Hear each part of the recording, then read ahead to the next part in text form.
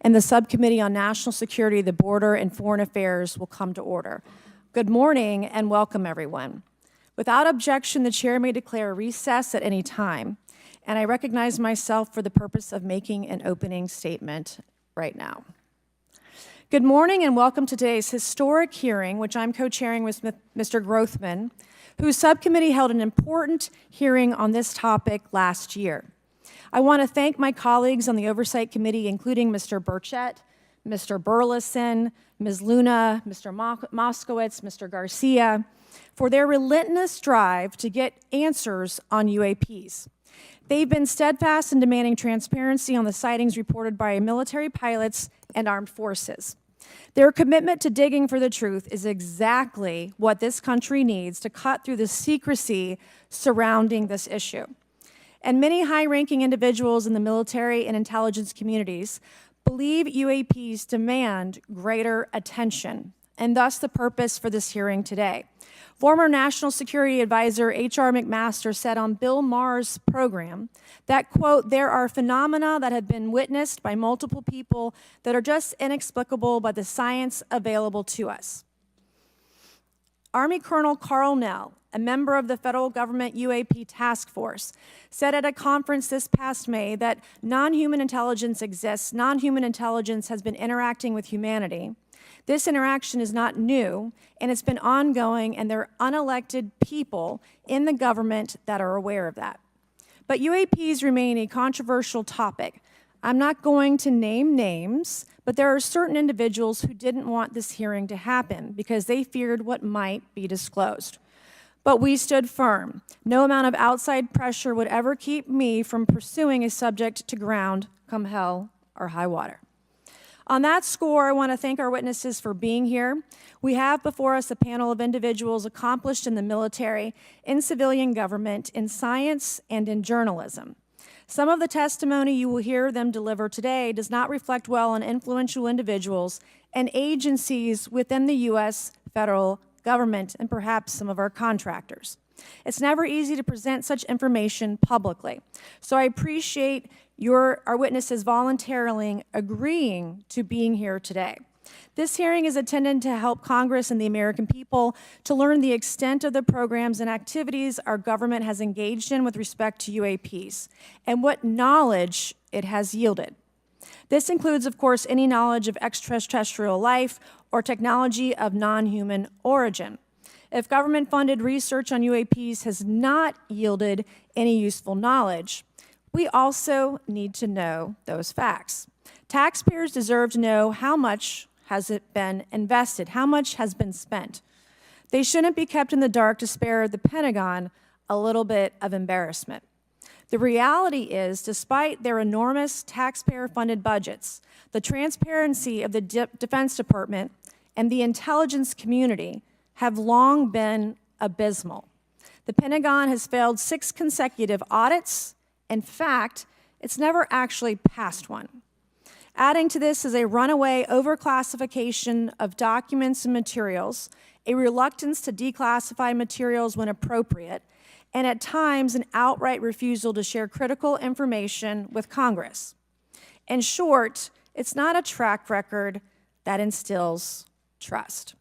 So Congress has tried in recent years to lift the veil and find out if information about UAPs is being withheld, not only from the American public, but also from their elected representatives in Congress.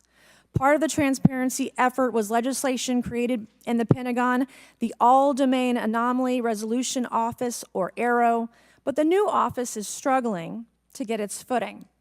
A recent statutorily required report from AARO, intended to illuminate the government's historic assessment of UAPs, was heavily criticized by those seeking UAP transparency. The report has stoked suspicions AARO is unable, or perhaps unwilling, to bring forward the truth about the government's activities concerning UAPs. I'm disturbed that AARO itself lacks transparency. Even its budget is kept from the public. So if there is no there, then why are we spending money on it, and by how much?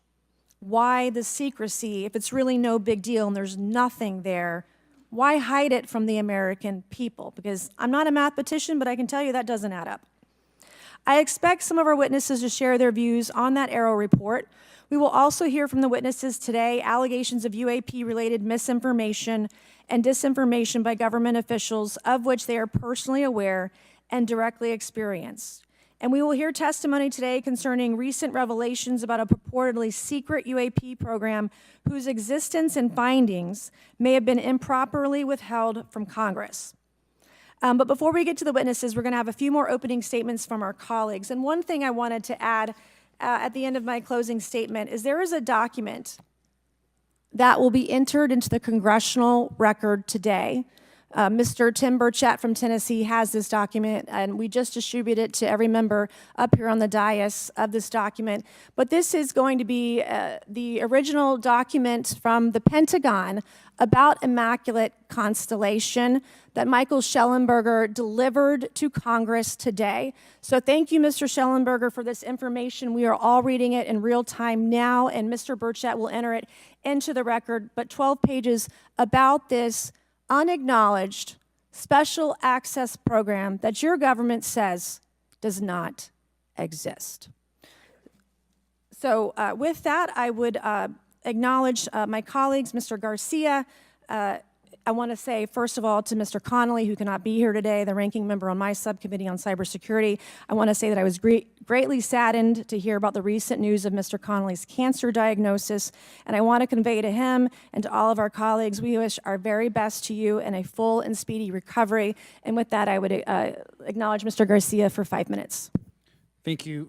Thank you very much, Chairwoman. And I want to thank the Chairwoman and the Chairman both for their continued support and really treating this discussion and these hearings in a way that's bipartisan. I think one thing that's very important for all of us that are interested in the conversation around UAPs is that this is an area that both Republicans and Democrats, where we may disagree in a lot of other spaces, this is an area where bipartisanship is really important.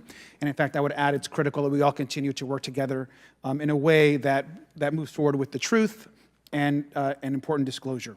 So we're here to have a bipartisan and serious conversation, I believe, about our national security. We should always ground these conversations in facts, evidence, and the data in front of us. I want to note that we have our witnesses here, and I want to thank you all for being here, and note that also amongst you have folks that have also served us in our military. And I know that for many of you, this has been a difficult process, but I'm very grateful to have you with us today, and thank you for joining us. I also want to note that today's hearing builds on a quite, I think, also historic public hearing that we had many months ago that Mr. Grothman and others helped lead in this very same hearing room, where I believe we began a really important public conversation about UAPs. And so I want to thank him for that, and I especially want to thank Chairwoman Mays for her continued advocacy on this topic. I also want to start with some facts. We know that there are objects or phenomena observed in our airspace, as our witnesses will testify, and also possibly in our oceans.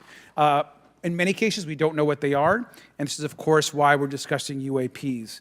Now, the All-Domain Anomaly Resolution Office, AARO, has reported hundreds of UAPs that remain, quote, uncharacterized and unattributed, and which, quote, appear to have demonstrated unusual flight characteristics or performance capabilities and require further analysis. This is our own AARO office. Now, we shouldn't prejudge what they might be.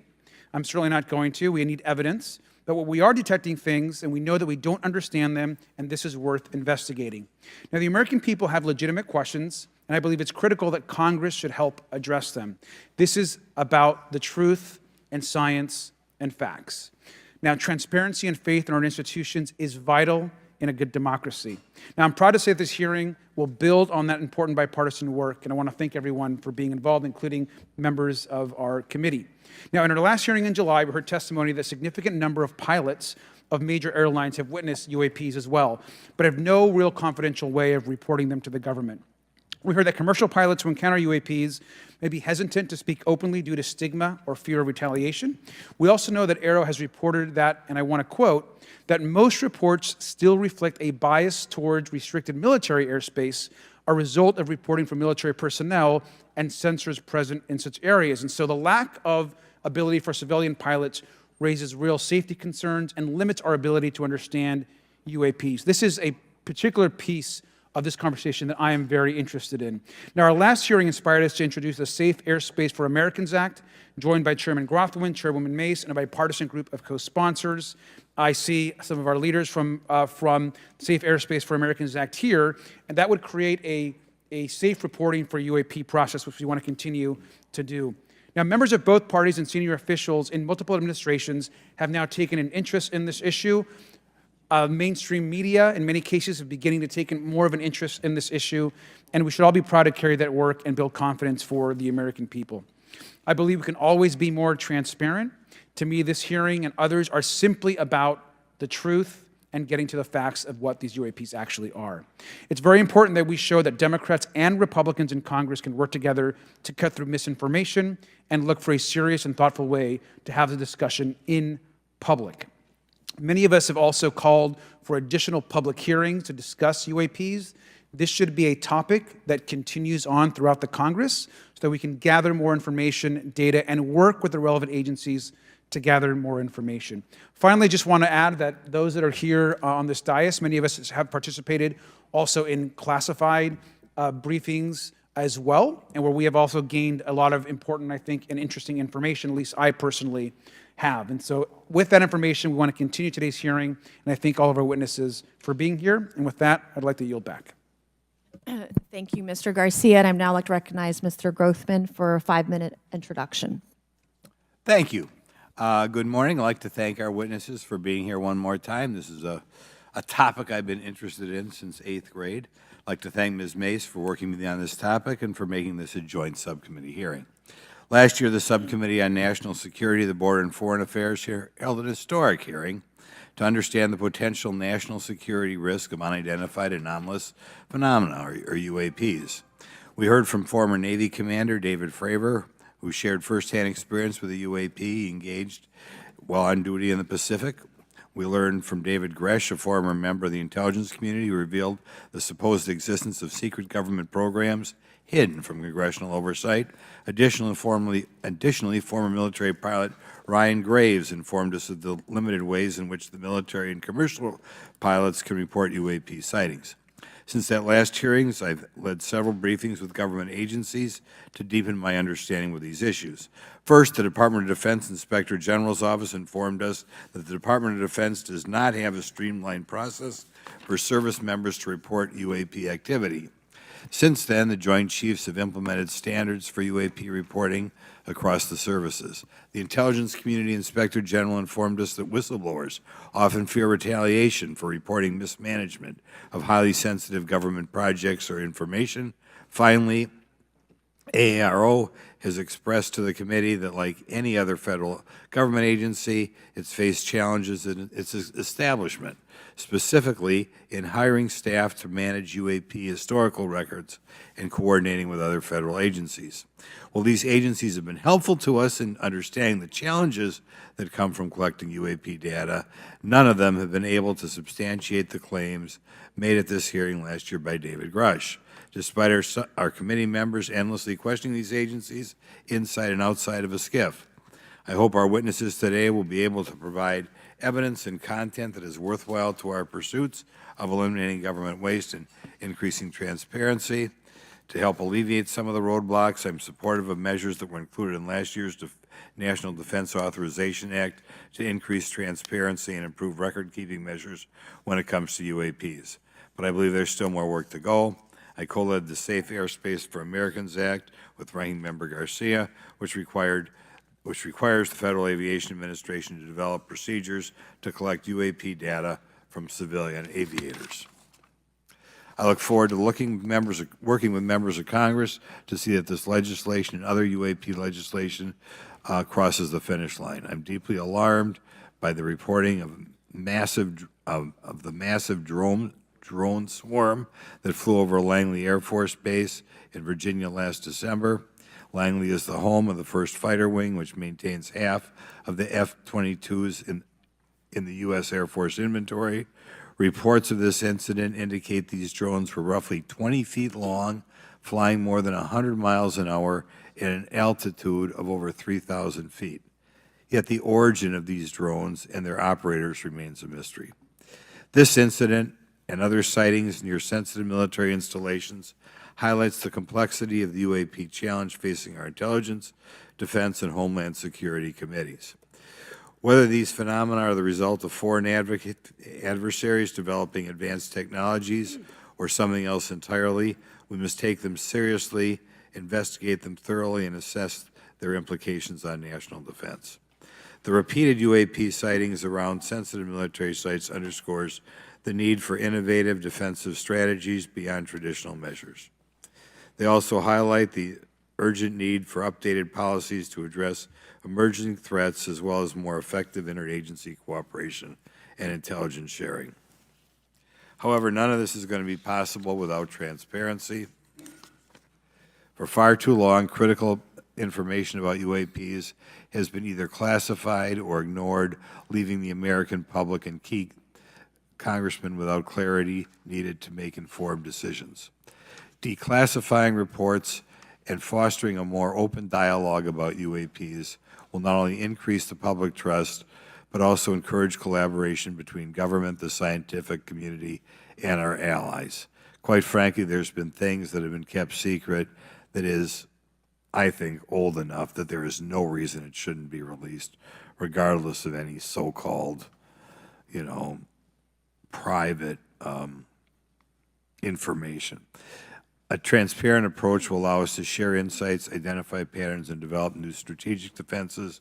As we continue to investigate these phenomena, we must do so with a mindset of protecting our country, advancing scientific discovery, and upholding the trust of the American people, who right now I don't think have trust, and it's just obvious I don't have trust. We cannot shy away from the unknown, especially when the stakes are so high. I look forward to discussing these matters with the witnesses today. I'm hopeful we can learn from the testimony and come out of this hearing with actionable ideas to advance UAP transparency. Actually, the idea is just to say, in my mind, go back 15 years and everything has to be released. I'm hopeful that we can learn from their testimony and come out of this hearing. And with that, I yield back. Thank you. I will now recognize Mr. Moskowitz for a 5-minute introduction. Thank you, Chairwoman. Good morning, everyone. I first want to thank the chairs and ranking members for holding the hearing today on this topic and, again, having a second hearing.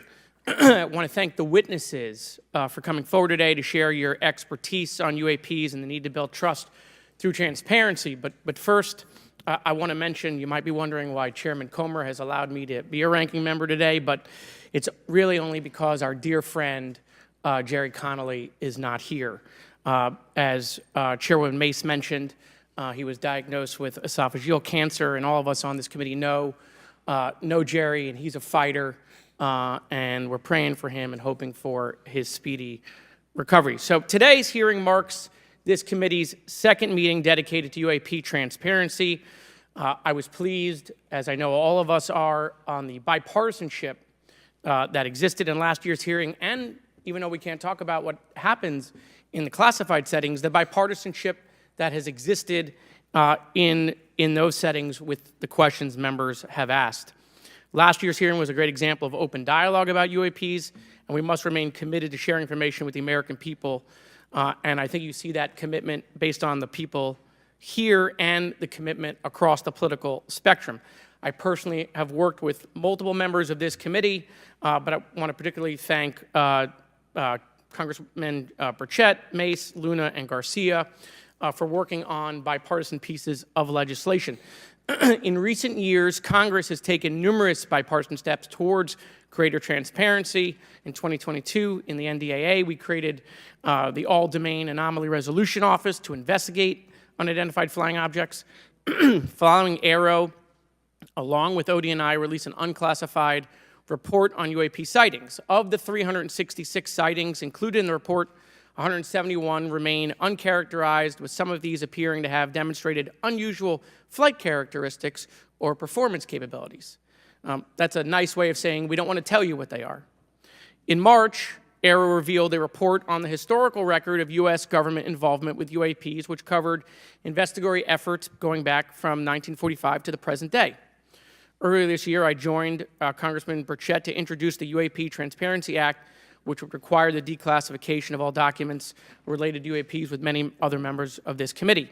In fiscal year 2024, the NDA required the National Archives and Records Administration to establish the Unidentified Anomalous Phenomena Records Collection. This collection will include digital copies of all unidentified UAP records that can be publicly disclosed.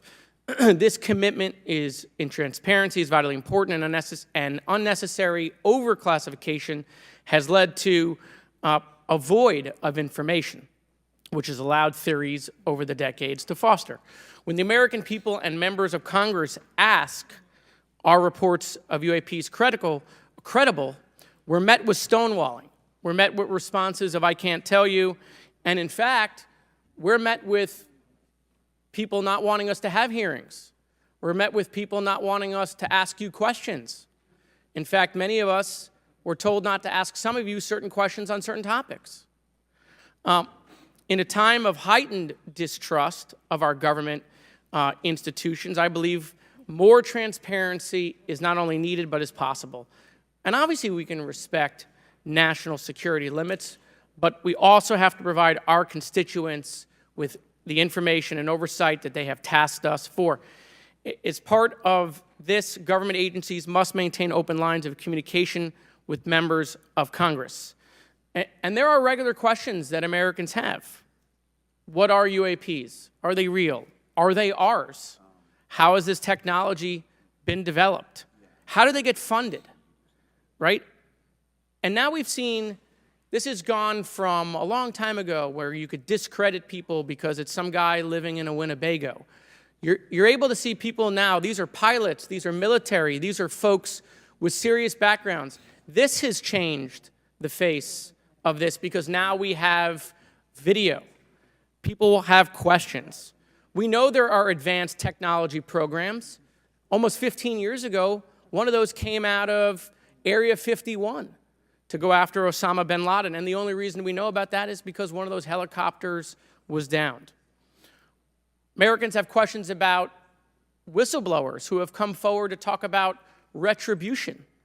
And so I want to thank everyone for being involved today on trying to get more transparency. This has been bipartisan, bicameral, and as we get into a new administration, the president-elect has talked about opportunities to declassify information on UAPs, and I hope he lives up to that promise. And with that, I yield back. Okay, thank you, Mr. Moskowitz. And I would now, committee staff asked me to go ahead and I will do it, to enter into the congressional record this 12-page document that Michael Schellenberger brought today that describes the Immaculate Constellation government program. So we will do that now. Every member up here has a copy of it. The first section talks about the unacknowledged special access program called Immaculate Constellation, and the second section about USG imagery intelligence. And Representative Luna just told me if I say Immaculate Constellation, I'll be on some list. Maybe a FISA warrant, so come at me, bro, I guess. But without objection, entered in the record. All right, so next we will introduce our witnesses for today's hearing. Thank you so much for being here. Our first witness is retired Rear Admiral Tim Gallaudet, who retired from the U.S. Navy and is now the Chief Executive Officer at Ocean STL Consulting. Our second witness is Mr. Lou Elizondo, a former Department of Defense official and author of a recent bestseller book about UAPs. Our third witness is Mr. Michael Schellenberger, founder of the newsletter Public and author of a recent journalistic piece about special access programs, including one widely identified as Immaculate Constellation. I swear the staff wants me on a list. Okay, and our last witness today is Mr. Michael Gold, a former NASA official who is also a member of the NASA UAP Independent Study Team. Welcome, everyone. We are pleased to have you today. Pursuant to Committee Rule 9G, the witnesses will please stand and raise your right hands. This is where it gets real. Do you solemnly swear to affirm that the testimony that you are about to give is the truth, the whole truth, and nothing but the truth, so help you God? Let the record show that the witnesses all answered in the affirmative. We appreciate all of you being here today and look forward to your testimony. Let me remind the witnesses that we have read your written statements and they will appear in full in the hearing record. You guys may be seated. Please limit your oral statements to 5 minutes. As a reminder, please press the button in front of you so the microphone is turned on so that everyone in the room, members included, can hear you. When you begin to speak, the light in front of you will turn green. After 4 minutes, the light will turn yellow. When the red light comes on, your 5 minutes has expired, and we would ask that you please wrap it up. So I will first recognize Rear Admiral Gallaudet to please begin your opening remarks. Thank you, Chairwoman Mace, Chairman Grothman, Ranking Members Connolly and Garcia, and members of the committee. Thank you for this opportunity to testify today regarding Unidentified Anomalous Phenomena, or UAP. Confirmation that UAPs are real came to me in January of 2015 when I was serving as the commander of the Navy Meteorology and Oceanography Command. At the time, my personnel were participating in a pre-deployment naval exercise off the U.S. East Coast. It included the USS Theodore Roosevelt Carrier Strike Group, and this exercise was overseen by the United States Fleet Forces Command, led by a 4-star admiral who at the time was also my superior officer. During this exercise, I received an email on the Navy's secure network from the operations officer of U.S. Fleet Forces Command. The email was addressed to all the subordinate commanders, and the subject line read in all capital letters, "Urgent Safety of Flight Issue." The text of the email was brief but alarming, with words to the effect, "If any of you know what these are, tell me ASAP. We are having multiple near mid-air collisions, and if we do not resolve this soon, we are going to have to shut down the exercise."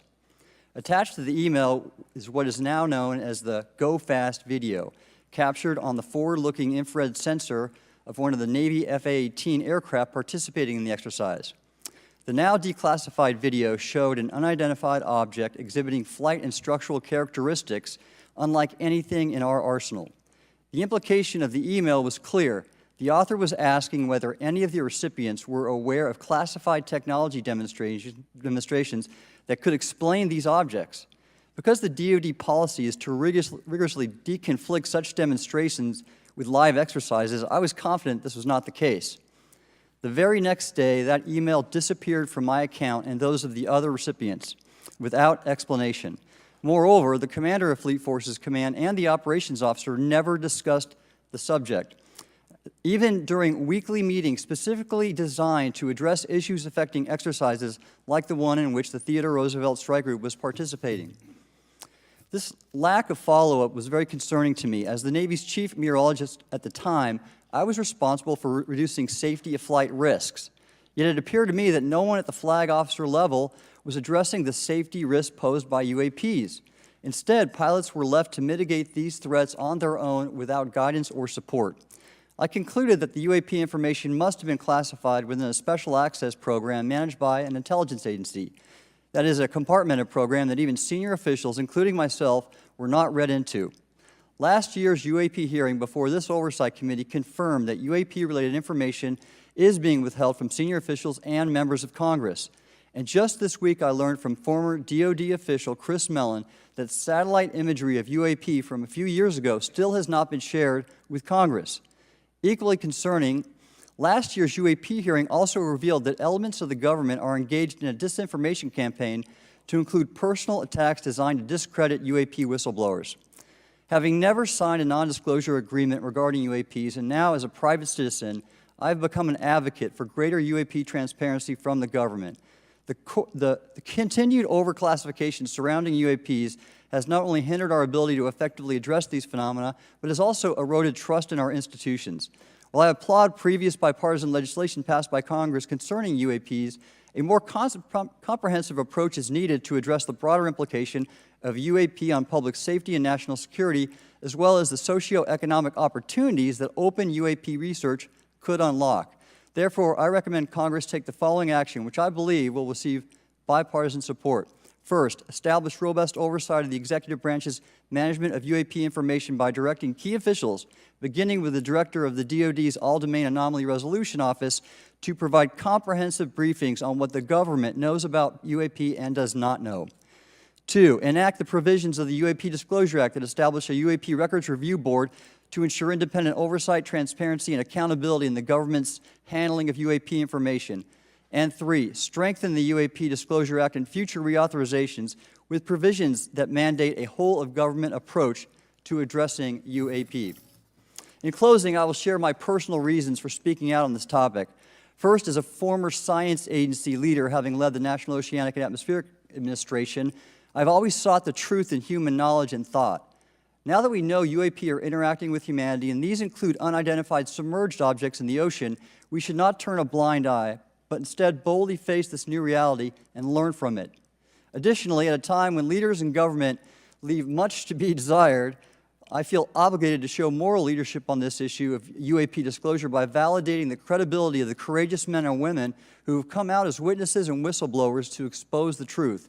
My speaking out has encouraged others to do the same, and it's my hope over time that a number of your constituents will want to know the truth and about UAP, and this number will increase to such an extent that the congressional action I've just recommended will become inevitable. Thank you, and I look forward to your questions. Thank you. I will now recognize Mr. Elizondo for his opening statement. Greetings, Chairwoman Mace, Chairman Grothman, Ranking Members Connolly and Garcia, and members of the committee. It is my honor and privilege to testify before you on the issue of unidentified anomalous phenomenon, formerly known as UFOs. On behalf of our brave men and women in uniform and across the intelligence community, as well as my fellow Americans who have awaited this day, thank you for your leadership on this important matter. Let me be clear, UAP are real. Advanced technologies not made by our government or any other government are monitoring sensitive military installations around the globe. Furthermore, the U.S. is in possession of UAP technologies, as are some of our adversaries. I believe we are in the midst of a multi-decade secretive arms race, one funded by misallocated taxpayer dollars and hidden from our elected representatives and oversight bodies. For many years, I was entrusted with protecting some of our nation's most sensitive programs. In my last position, I managed a special access program on behalf of the White House and the National Security Council. As such, I appreciate the need to protect certain sensitive intelligence and military information. I consider my oath to protect secrets as sacred, and I will always put the safety of the American people first. With that said, I also understand the consequences of excessive secrecy and stovepiping. Nowhere was this more apparent than in the aftermath of 9/11, which many of us remember all too well. I believe that America's greatness depends on three elements: A, a watchful Congress, B, a responsive executive branch, and C, an informed public. Over the last decade and a half, I learned that certain UAP programs were and are operating without any of these elements. Although much of my government work on the UAP subject still remains classified, excessive secrecy has led to grave misdeeds against loyal civil servants, military personnel, and the public, all to hide the fact that we are not alone in the cosmos. A small cadre within our own government involved in the UAP topic has created a culture of suppression and intimidation that I've personally been victim to, along with many of my former colleagues. This includes unwarranted criminal investigations, harassment, and efforts to destroy one's credibility. Most Americans would be shocked to learn that the Pentagon's very own Public Affairs Office openly employs a professional psychological operations officer as the singular point of contact for any UAP-related inquiries from citizens and the media. This is unacceptable. Many of my former colleagues and I have provided classified testimony to both the Department of Defense and the Intelligence Community Inspector General, and many of us have subsequently been targeted by this cabal with threats to our careers, our security clearances, and even our lives. This is not hyperbole, but a genuine fact, and this is wrong. To fix these problems, I propose three principal actions. First, Congress and the President should create a single point of contact responsible for a whole-of-government approach to the UAP issue. Currently, the White House, CIA, NASA, the Pentagon, Department of Energy, and others play a role, but no one seems to be in charge, leading to unchecked power and corruption. Second, we need a national UAP strategy that will promote transparency and help restore the American public's trust at a time when the public's trust is at an all-time low. This strategy should include a whole-of-government approach, including the academic and scientific communities, the private sector, and our international partners and allies. Third, Congress should create a protected environment so whistleblowers desperate to do the right thing can come forward without fear, As it currently stands, these whistleblowers suffer because of stigma, a code of silence, and concerns about retaliation. These whistleblowers should be encouraged to come forward in ways that protect them against any forms of retaliation. Policies and procedures should ensure that protection, and for those who refuse to cooperate, it is up to the members of this committee and the other lawmakers to wield their subpoena power against hostile witnesses and prevent additional government funding to those UAP efforts that remain hidden from congressional oversight. In closing, we as Americans have never been afraid of a challenge. In fact, we thrive on them, whether it's eradicating polio or going to the moon. We don't run from a challenge, we take it head on. To the incoming administration and Congress, I say to you, we need immediate public transparency, and this hearing is an important step on that journey. If we approach the UAP topic in the same way as we, as Americans, have met other challenges, we can restore our faith in our government institutions. Together, we can usher in a new era of accountable government and scientific discovery. I believe that we as Americans can handle the truth, and I also believe the world deserves the truth. Thank you, esteemed members of Congress, for your time today. It is profoundly appreciated by many. Thank you. I ask unanimous consent for Representatives Ogles of Tennessee and Boebert of Colorado to be waived onto the subcommittee for today's joint subcommittee hearing for the purpose of asking questions. Without objection, so ordered. I would now like to recognize Mr. Schellenberger for his introductory remarks. Chairwoman Mace, Chairman Grothman, Ranking Member Connolly, Ranking Member Garcia, members of the subcommittees, thank you for inviting my testimony. One of Congress's most important responsibilities is oversight of the executive branch in general and the military and intelligence community in particular. Unfortunately, there is a growing body of evidence that the U.S. government is not being transparent about what it knows about unidentified anomalous phenomena, and that elements within the military and the IC are in violation of their constitutional duty to notify Congress of their operations. President-elect Donald Trump and former President Barack Obama have both said that the government has information about UAPs that it has not released. There are other explanations for UAPs than that they represent a new form of life or non-human life. Current dominant alternative theories, including those put forward by AARO, are that UAPs are some kind of natural phenomena we don't yet understand, like ball lightning or plasma. They could also be part of some new U.S. or foreign government weapons programs, such as drones, aircraft, balloons, CGI, hoaxes, or birds. Whatever UAPs are, Congress must be informed, as must the people of the United States. We have a right to know what UAPs are, no matter what they are. However, we now have existing and former U.S. government officials who have told Congress that AARO and the Pentagon have broken the law by not revealing a significant body of information about UAPs, including military intelligence databases that have evidence of their existence as physical craft. One of those individuals is a current or former U.S. government official acting as a UAP whistleblower. This person has written a report. This is the report that says the executive branch has been managing UAP, NHI issues without congressional knowledge, oversight, or authorization for some time, quite possibly decades. Furthermore, these individuals have revealed the name of an active and highly secretive DoD unacknowledged special access program, or USAP. The source of that document told me, that the USAP is a strategic intelligence program that is part of the U.S. military family of longstanding, highly sensitive programs dealing with various aspects of the UAP problem. The new UAP whistleblower claims that the U.S. military and IC database includes videos and images taken using infrared, forward-looking infrared, full-motion video, and still photography. The report that was just shared with Congress says Immaculate Constellation serves as a central or parent USAP that consolidates observations of UAPs by both tasked and untasked collection platforms.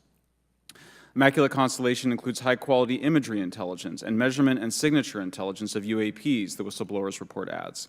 The sources of this intelligence are a blend of directed and incidental collection capabilities, positioned in low Earth orbit, the upper atmosphere, as well as military and civilian aviation altitudes and maritime environments.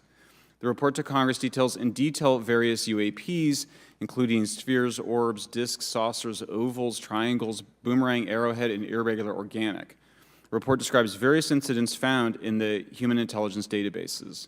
One involved orbs surrounding and enforcing an F-22 out of its patrol area. In another incident, the crew of a Navy aircraft carrier watched a small orange-red sphere rapidly descend from a high altitude of 100 to 200 yards directly above the flight deck of the CVN, or aircraft carrier. And since my reporting on this immaculate constellation last month, another source came forward who told me that they saw a roughly 13-minute long, high-definition, full-color video of a white orb UAP coming out of the ocean approximately 20 miles off the coast of Kuwait. It was filmed from a helicopter. Then halfway through the video, the person said the orb is joined by another orb that briefly comes into the frame from the left before rapidly moving again out of the frame. The person discovered the video on SIPR, the Secure Internet Protocol Router Network, which the DoD uses to transmit classified information. A leading UAP researcher who utilizes the Freedom of Information Act to find out what the government knows, John Greenwald, told me last year that the U.S. government had been increasingly denying his requests for UAP information. He has been doing FOIA requests for 27 years and has an archive of 3 million pages. The government has for decades denied any interest in UFOs, he told me, but the documents that he has assembled show that behind the scenes, it was a completely different story. Contrary to the hopes of many advocates of transparency, the government has been restricting more information since the leak of 3 UAP videos in 2017.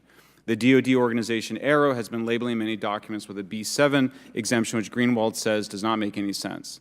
They're stating that anything AARO does is involved in law enforcement investigation, which allows AARO to not release it. Greenwald says that the DoD has denied the existence of a UAP and ATIP-related records on multiple occasions, only to acknowledge them after an appeal was filed. He added that the Naval Air Systems Command in March 2022 stated they found no additional UAP videos. It seemed strange that they had 3 and only those 3, but other requests had been filed by the Black Vault, that's John Greenwald's group, to seek out more places UAPs might be hiding. Then in September 2022, the Navy admitted that the UAP-related videos and photographs existed, but denied the request in full for their release, saying that the requested videos contain sensitive information that are classified and exempt from disclosure. The DoD will deny things on a Monday and then admit to it on a Friday, said Greenwald.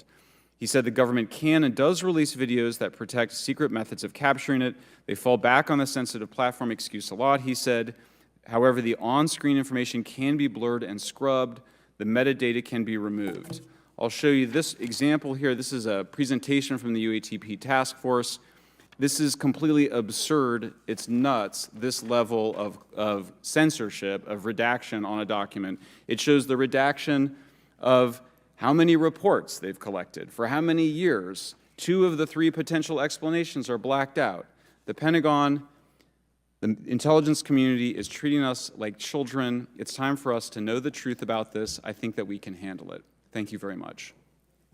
Thank you. I would now like to recognize Mr. Gold for 5 minutes. Thank you, Chairwoman Mace, Chairman Grothman, Ranking Members Connolly and Garcia, Representative Moskowitz, and distinguished members of both subcommittees. I'm grateful to all of you, as well as your intrepid staff, for the opportunity to testify, and would like to begin by discussing courage. Courage is what it takes to tackle this topic, and courage in the face of adversity is what I see in front of me, beside me, and behind me. Per my introduction, I am currently the Chief Growth Officer at Redwire Space and have had several leadership positions at NASA. That being said, I want to be clear that I am speaking exclusively on my own behalf and not for Redwire, NASA, or any other organization. However, I am here today to speak out for science. Science requires data, which should be collected without bias or prejudice. Yet, whenever the topic of UAP arises, those who wish to explore the phenomena are often confronted with resistance and ridicule. For example, members of the NASA UAP Independent Study Team, particularly those in academia, were mocked and even threatened for simply having the temerity to engage in the study of UAP. Our best tool for unlocking the mystery of UAP is science, but we cannot conduct a proper inquiry if the stigma is so overwhelming that just daring to be part of a NASA research team elicits such a vitriolic response. Therefore, one of the most important actions that can be taken relative to exposing the truth of UAP is to combat the stigma, and this is where I believe that NASA can be eminently helpful. The NASA brand is synonymous with hope, optimism, and credibility. If you were to take a walk down the National Mall, you would immediately see the NASA logo on t-shirts, hats, and bumper stickers. Few federal agencies enjoy this kind of popularity. I've never seen anyone wearing an Office of Personnel Management t-shirt, which is why NASA could play such an influential role. Specifically, NASA could, with relatively little cost and effort, host symposia on UAP, or even just participate in existing panels examining the topic.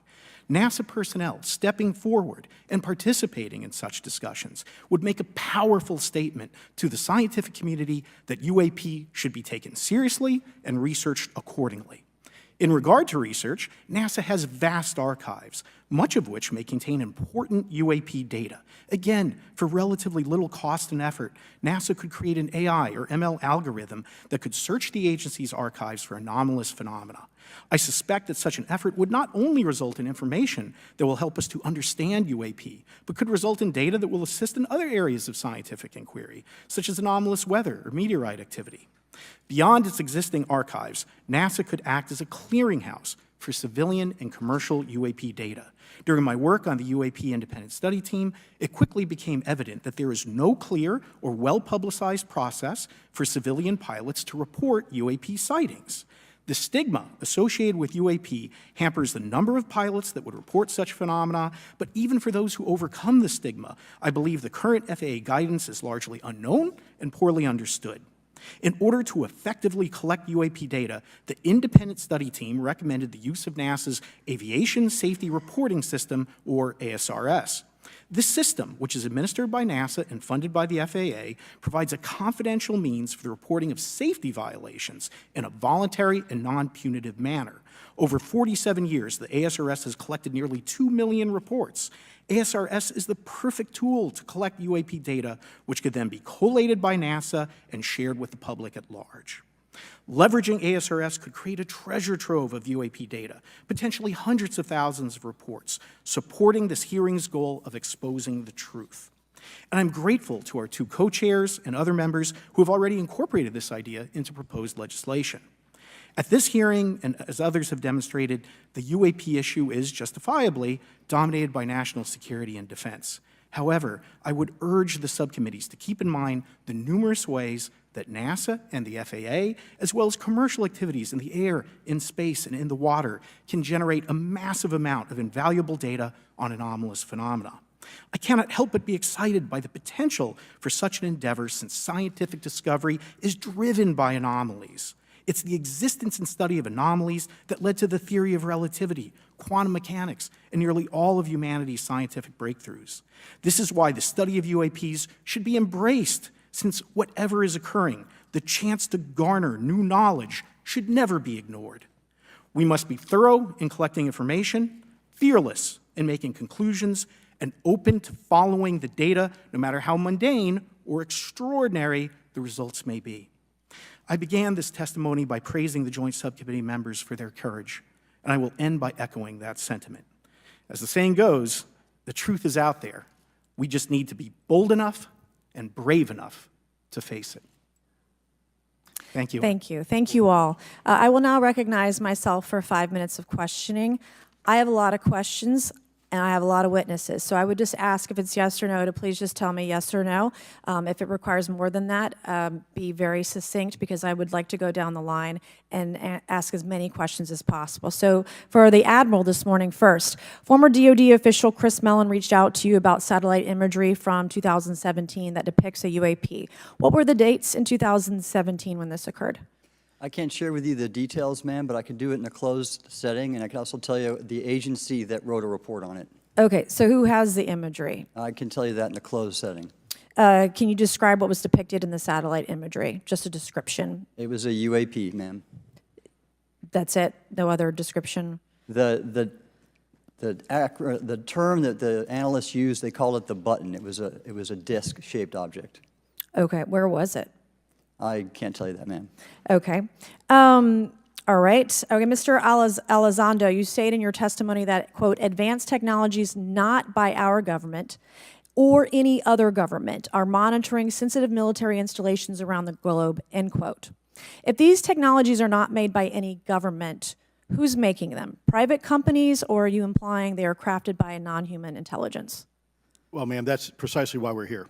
The problem is that, temporally speaking, over decades, not just the last 10 years, to put this in perspective, when Are these private companies you're implying, or is this non-human intelligence? It may be both. Okay. When it comes to Blue Force Technologies, I would not be able to discuss that, Okay. ma'am, Are you read into secret UAP crash retrieval programs? We would have to have a conversation in a closed session, ma'am. I signed documentation 3 years ago that restricts my ability to discuss specifically crash retrievals. I submitted for my book through the DOPSR process, which took a year for it to be reviewed. And what is in the book is what I was told I'm allowed to talk about. Has the government conducted secret UAP crash retrieval programs, yes or no? Yes, Okay, were they designed to identify and reverse engineer alien craft, yes or no? yes. Does the U.S. government have any reverse, okay, we already answered that question about retrieval programs. Do any U.S. contractors have the same? I would prefer to address that in a closed session, ma'am. Okay. In your book, you mentioned government employees who've been injured by UAPs, placed on leave, and receiving government compensation for their injuries. Is that correct? That is correct. How can the government deny we have recovered craft if they're paying people because they've been injured by recovered craft? Ma'am, that's a great question. That's why I think we're here again, because I've seen the documentation by the U.S. government for several of these individuals who have sustained injuries as a result of a UAP incident. It's a crazy idea, right? The hypocrisy and the logic. Okay, Mr. Schellenberger, I'm going to say it again to be very clear. Immaculate Constellation. What's its mission and how are they funded? Its mission is to, as I stated, its mission is to, it's an unacknowledged special access program. Its mission is to document UAPs. Okay, and do you, for your story and your report, do you have more than one credible source? I do. Sourcing, okay. I do. And then why do you believe your sources to be credible? How do you judge the veracity of the documentation you've been provided about this program? I checked the sources, and they are who they say they are. They are current or former government officials. I wanted to also add that I did not specify that they were Defense Department employees. I didn't specify the agency nor the gender. Would they have included non-government employees, people that aren't employed by the government? These are, I'm comfortable saying that these are government or previously government employees. Any of them currently employed by a private contractor or private contractors? I'd rather not say. Okay. What's the key takeaway, just a few seconds, about the Immaculate Constellation document you provided us today? I think that what the American people need to know is that the U.S. military and intelligence community are sitting on a huge amount of visual and other information, still photos, video photos, other sensor information, and they have for a very long time. And it's not those fuzzy photos and videos that we've been given. There's very clear High res? images, high resolution. How many visuals, graphics, videos, photos? I mean, I've been told hundreds, maybe thousands. I mean, I also wanted to say, because there was some conversation around concern around the revealing of these materials, revealing the source collections, but some of these are shot from helicopters using normal videos of oceans. I just think that's absurd that somehow you're going to be revealing some secret U.S. technology by revealing that you've photographed orbs off the coast of Kuwait. Okay, thank you. I have 8 seconds. Mr. Gold, did the NASA Independent Study Team get briefed on what you call OSAP? Very quickly. I flagged the Advanced Aerospace Weapons System Investigation Program to our chair and our DFO. We did not get briefed, but I believe it is definitely worth looking into. That was probably the largest UAP review effort ever, and I think produced a lot of interest data, including revealing Nimitz. I don't know if my fellow witness, Lou, might want to, he did yeoman's work on it, might want to comment. Okay. All right, I'm going to turn to Mr. Moskowitz, who will be recognized for 5 minutes of questioning. Thank you, Madam Chairwoman. So, Mr. Gold, you gave a whole diatribe for a couple of minutes about UAPs, science, data collection, stigma. A lot of non-believers in all of this would just ask a very simple question. Why? Why is it so hard, right? Like, why are people, anytime they ask, why are they always thwarted? Why are they always judged? Why is they always have misinformation spread? Why is there always retribution? Why is it always met with an ear? What's the why? If it doesn't exist, why is it such a problem? I think if you go through the history of science, Representative, it is always difficult for breakthroughs and new information, regardless of whether it's UAP or any other kind of discovery. And in science, we're supposed to be open, but when you break with the orthodoxy of what's believed, whether it's Galileo saying that the Earth doesn't rotate or the Earth rotates around the sun or the sun doesn't rotate around the Earth, it's always challenging for new beliefs. And the more extraordinary those discoveries, the more extraordinary those new beliefs, it's very difficult. So I think this is natural. There's natural conservatism that when it comes to science, but this issue in particular has been very difficult where, again, even to attempt to study it becomes problematic. But every hearing like this, every news report, every video, documentaries. I was privileged to be a part of something Dan Fair is putting together. I think many of us have interviewed for it, documentary over 30 different government officials. Every brick in the wall will help get us closer to getting to the truth. I appreciate that. Mr. Elizondo, did I have that correct? Sir. I'm a recovering lawyer, so I'm going to put my hat on for a second. You said you signed a document. Love that. Who gave that to you? The U.S. government, sir. Okay, you have a copy of it? It is stored in a SCIF right now. I do not have possession of it. The U.S. government does. What department of the U.S. government gave you this document? I will say the Department of Defense. Unfortunately, I can't say in this forum much more than that. You specifically said the document said you can't talk about crash retrieval. Well, you know, you can't talk about Fight Club if there's no Fight Club. Correct. Okay, I'm just making an observation. Yes, sir. So that document that you signed, that you said exists, specifically said you can't talk about crash retrieval. Correct, sir. It was a limitation on what because already I'd been speaking publicly about the topic, and so the document said you can continue saying X, Y, Z, but you cannot discuss the topic When you of crash give retrievals. me the atmosphere of signing this document. You're in a room by yourself, I'm in a SCIF with a security officer, sir. just one-on-one. Anybody else? There may have been an assistant as well. It was in a SCIF within a Department of Defense facility. Give me your background real quick. My background is I went to school to study microbiology and immunology, entered into the U.S. Army, and after a very short stint in military intelligence, I became a counterintelligence special agent. As a civilian, later on I became a special agent in charge, running investigations in counterterrorism and counterespionage primarily, with some experience in counterinsurgency and counternarcotics. And then in 2009 timeframe, when I came back to the Pentagon after a tour with the Director of National Intelligence, I quickly became part of a program that was originally called OSAP that evolved into the program now called ATIP, which is where those videos that we now see, the Go Fast, the Gimbal, the FLIR, that was part of our effort, sir. Right. So you're not some conspiracy theorist. You actually have a legitimate background. Well, sir, I'm certainly not a conspiracy theorist. I'm fact-based, just a fact. So when you're in this room, I want to paint the picture of everybody. You're in this room, you're by yourself, you're in a SCIF, you're handed a document. How long is the document? It's about a page front and back. So basically, you have some things they call trigraphs, which I cannot, again, talk to. How long were you given to sign the document? As long as I needed, sir. And what if you didn't sign it? Well, I suspect there'd be repercussions. I wouldn't have access to certain information. Were you allowed to ask a lawyer, or weren't allowed to ask for a lawyer to review the document? It wasn't an option, but they probably wouldn't have allowed me to, because the document itself is pretty explicit about you have to be. Wait, you're putting me in an interest. Let me try to thread the needle here. There are certain documents that we have in the U.S. government that allow people to have access to certain programs, whether it's a special, and I'm going to be very generic here, whether it's a special access program or a controlled access program, SAP, CAP, whatnot. How many people have to sign that document? It depends how many people are going to get access to the information, sir. Okay. Last question. Doctor, real quick, can you tell us about the Omaha incident in greater detail? I've read your background, right? Some people would label you as a member of the deep state, since you worked in government for a long period of time. But can you tell us more about that incident? You've written a lot about that.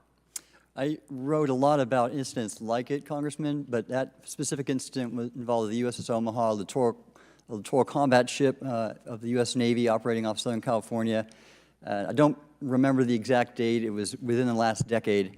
And what the watchstanders on the bridge observed was a UAP, again, something that was aloft but had no observable exhaust or control surfaces.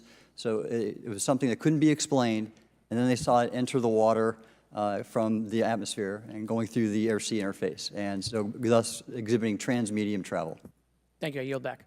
Thank you. I'll now recognize Mr. Grothman for 5 minutes of questioning. Yeah, we'll start with Mr. Gallaudet. During a previous UAP hearing, Navy Commander David Fravor discussed the TikTok object engaged in 2004. Are you familiar with the incident, the TikTok incident? Yes, sir. That's almost 20 years ago, right? Yes, sir. It's been said there are more videos, documents, and reports related to this incident. Do you believe the information regarding the TikTok incident should be available to all members of Congress? And in your expertise, what reason would the Department of Defense possibly have for not releasing information that's over 20 years old?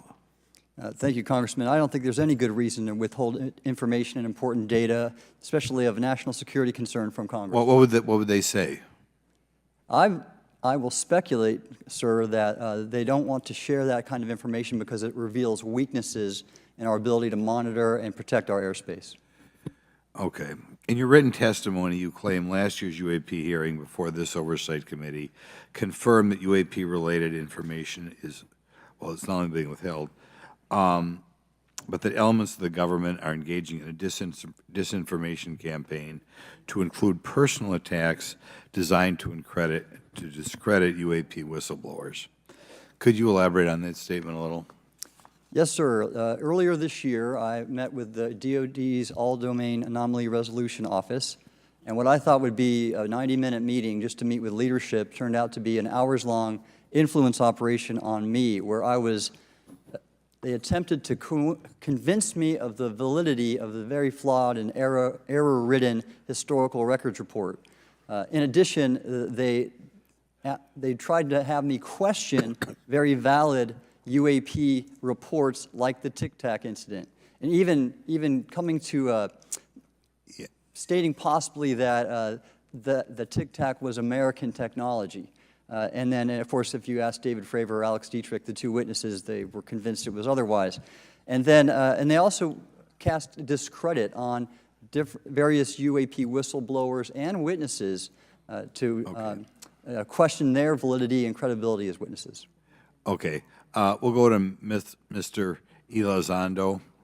Hope I got that right, or not at least Close not enough, that sir. right. You're familiar with the recent drone incursion over Langley Air Force Base? Yes, sir. The owners of these drones remain unclear. The U.S. military has not been able to give us in Congress an answer. Given your experience with the Department of Defense and the intelligence community, how frequently are UAP sightings over military installations? And secondly, I suppose hypothetically you could have incursions over just, say, regular airports. Is it obvious these incursions are more likely over military facilities than just a random airport out there? Yes, sir. There's definitely enough data to suggest that there is certainly some sort of relationship between sensitive U.S. military installations, also some of our nuclear equities, and also some of our Department of Energy sites.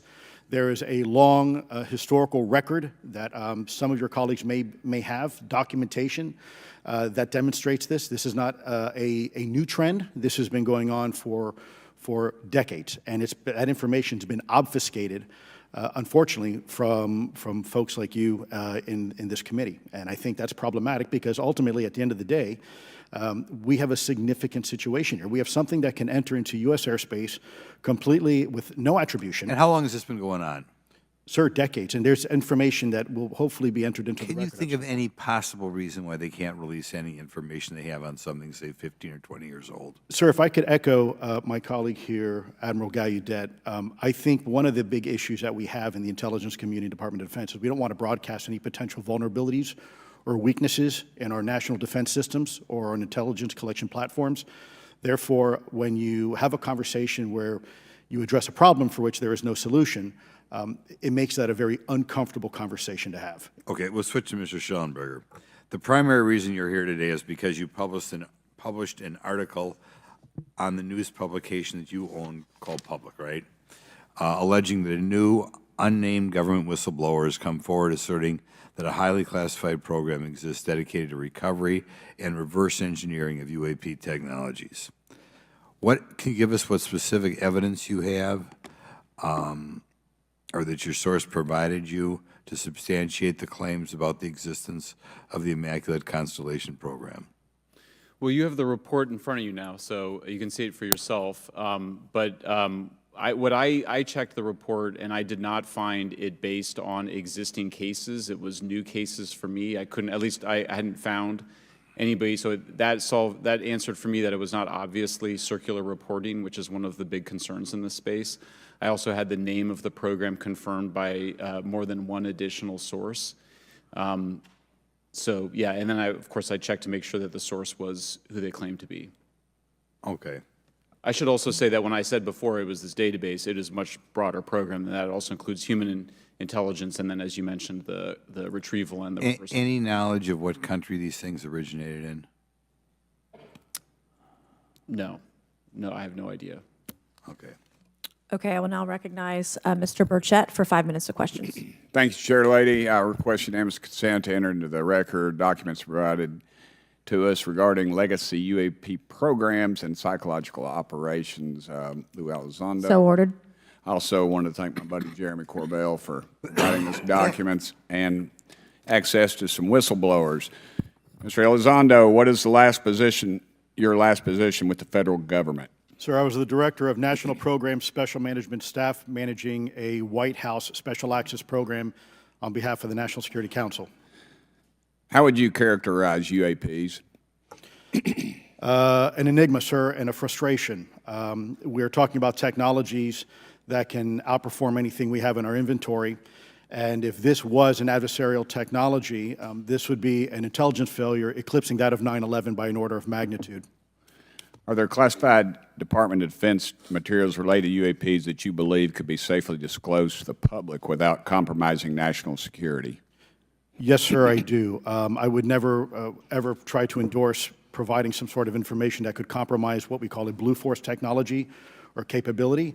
But I do believe there's a lot of information regarding this topic, and I've been very vocal about it, that should be shared not only with the public, but most importantly, with members of Congress. Are you familiar with my friend David Grush? Absolutely, sir. I had the privilege and honor of working with him myself several years ago at U.S. Space Force. Last year, as you know, he testified that the U.S. has run a multi-decade UAP crash retrieval and reverse engineering program. Would you agree with that? Yes, sir. Are there UAP programs operating without proper congressional oversight? 100%. What are they? Unfortunately, sir, I would have to have that conversation in a closed session. I know you said that. A lot of people are frustrated with those kind of answers, but we're asking those kind of questions so you all know what the heck we're up against. You also mentioned in your opening statement that the Pentagon's Public Affairs Office employs a psychological operations officer as the singular point of contact for UAP-related inquiries. Why the heck would they do that? Sir, that's a great question. I would ask the Pentagon. There's a long history here of that individual providing misleading and false information to the public through various news outlets and media outlets in order to discredit this topic. I've personally been victim to it. We have the documentation to substantiate where this information has been absolutely inaccurate, that has been provided time and time again, and it turns out that that individual was also working with former leadership of Arrow at the time as well. And we punish them by giving them multi-million dollars more than they ask for every year.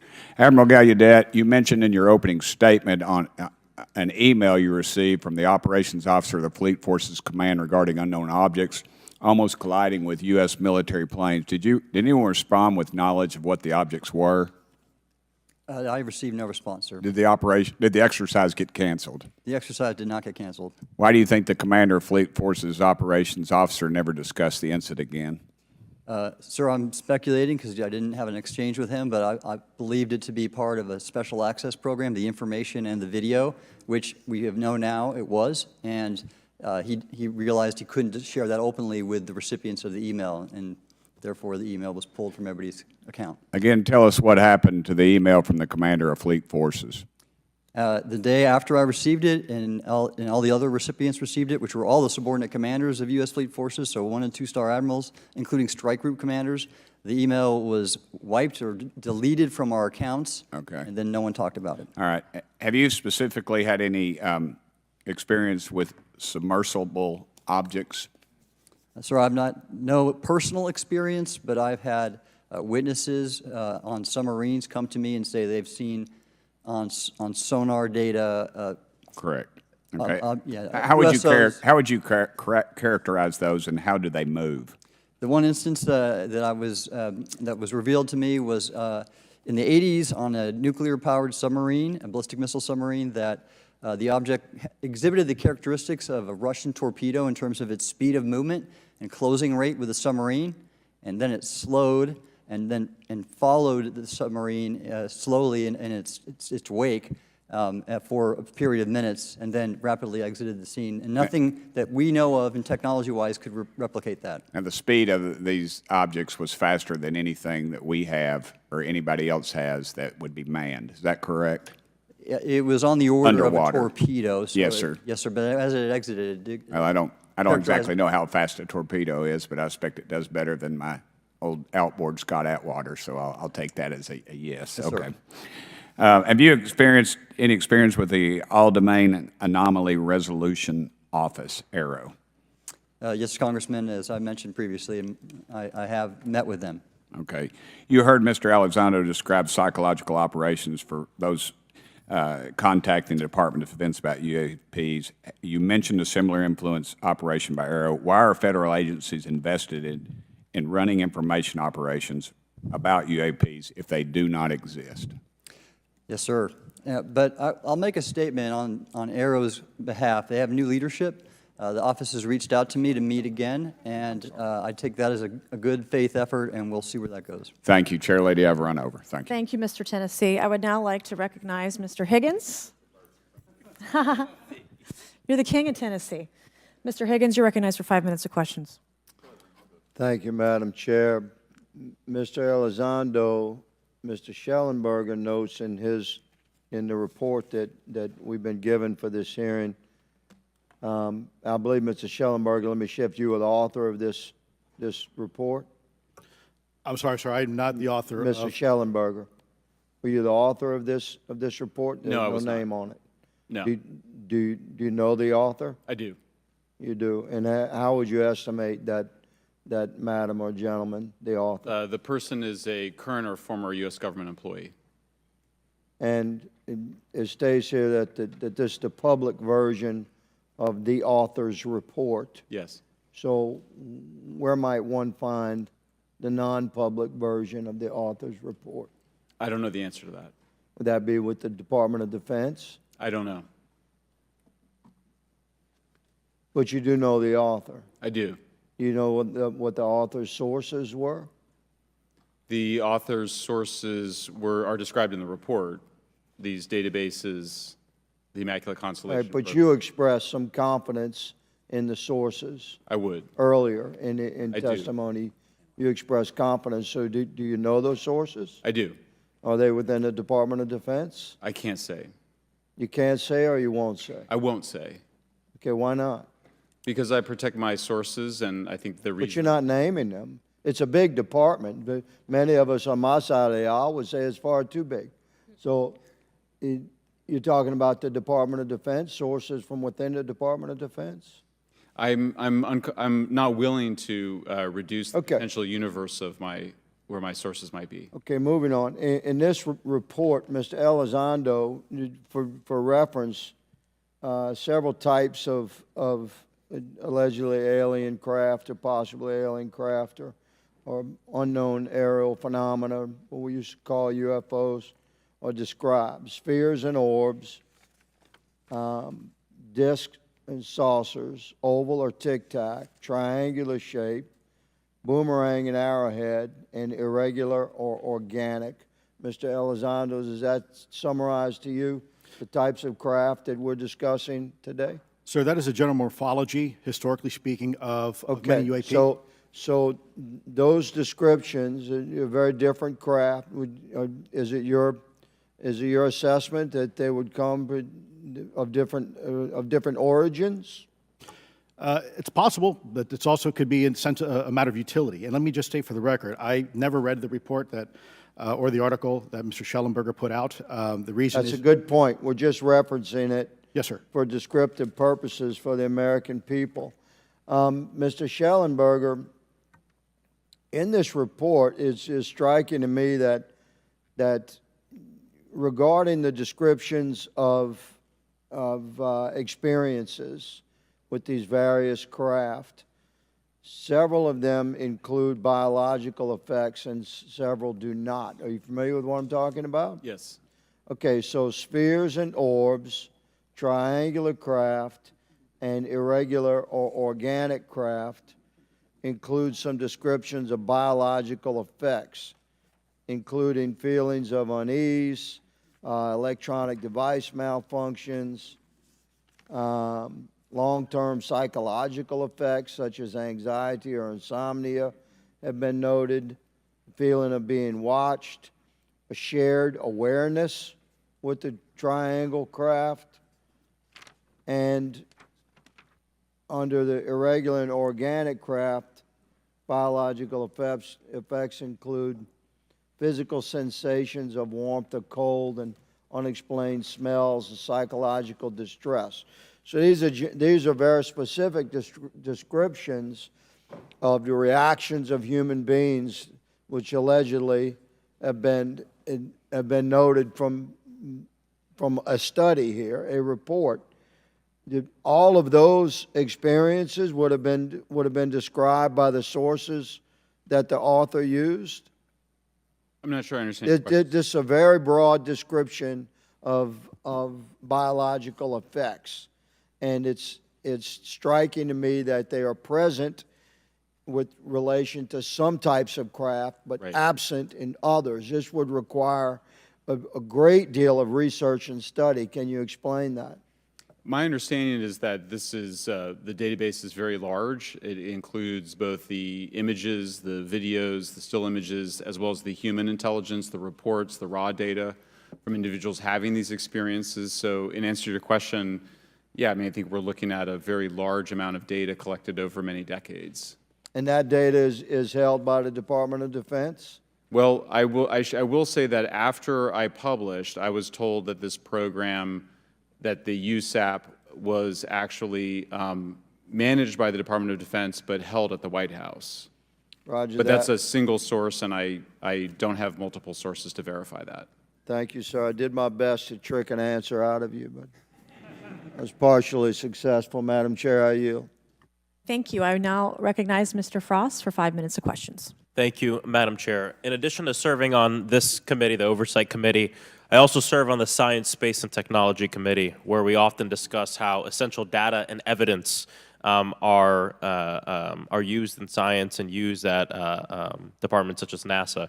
During a hearing, NASA Administrator Nelson affirmed the importance of NASA in helping us to understand UAP.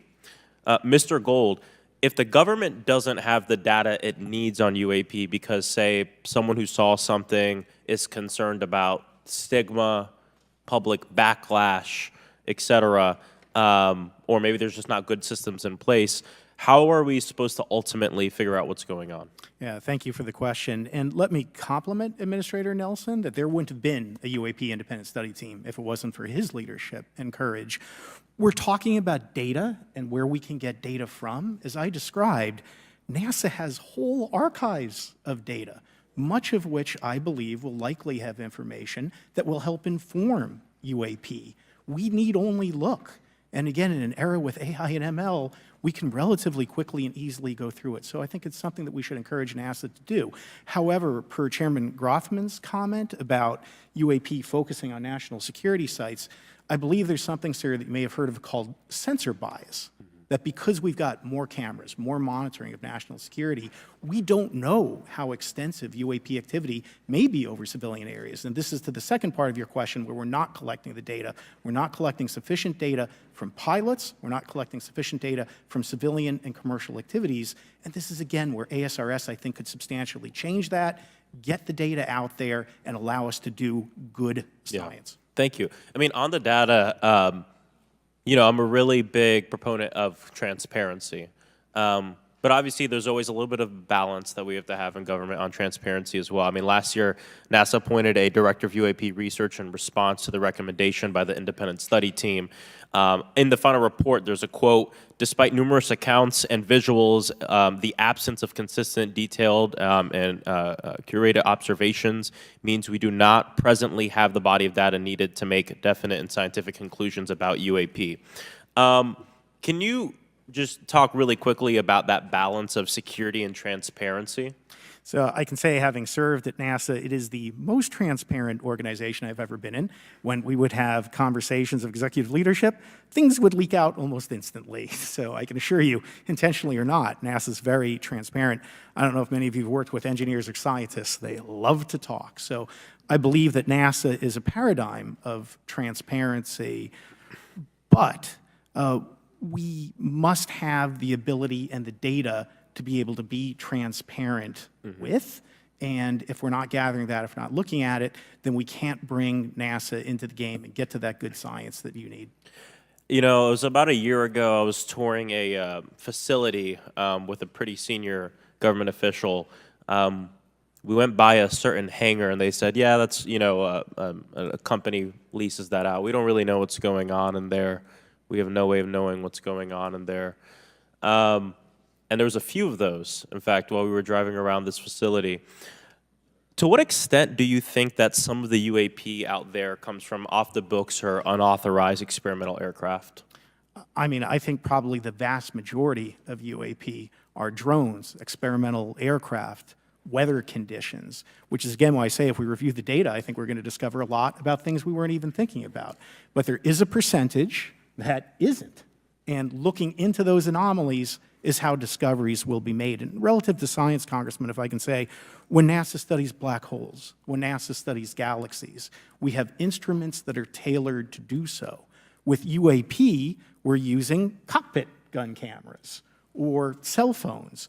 We could never do good science with that. And let me tell you, the NASA budget is under pressure. We need to make sure that the Artemis program is funded fully. We need to beat China to the moon and maintain our presence in low Earth orbit. So NASA would need more money to do this, but I think tailored instruments that would look at UAP in the same way that we have tailored instruments to look at astronomical data is important to gathering valuable and uniform information. If we were studying black holes by using fighter cockpit cameras, we probably wouldn't know that much about black holes. 100%.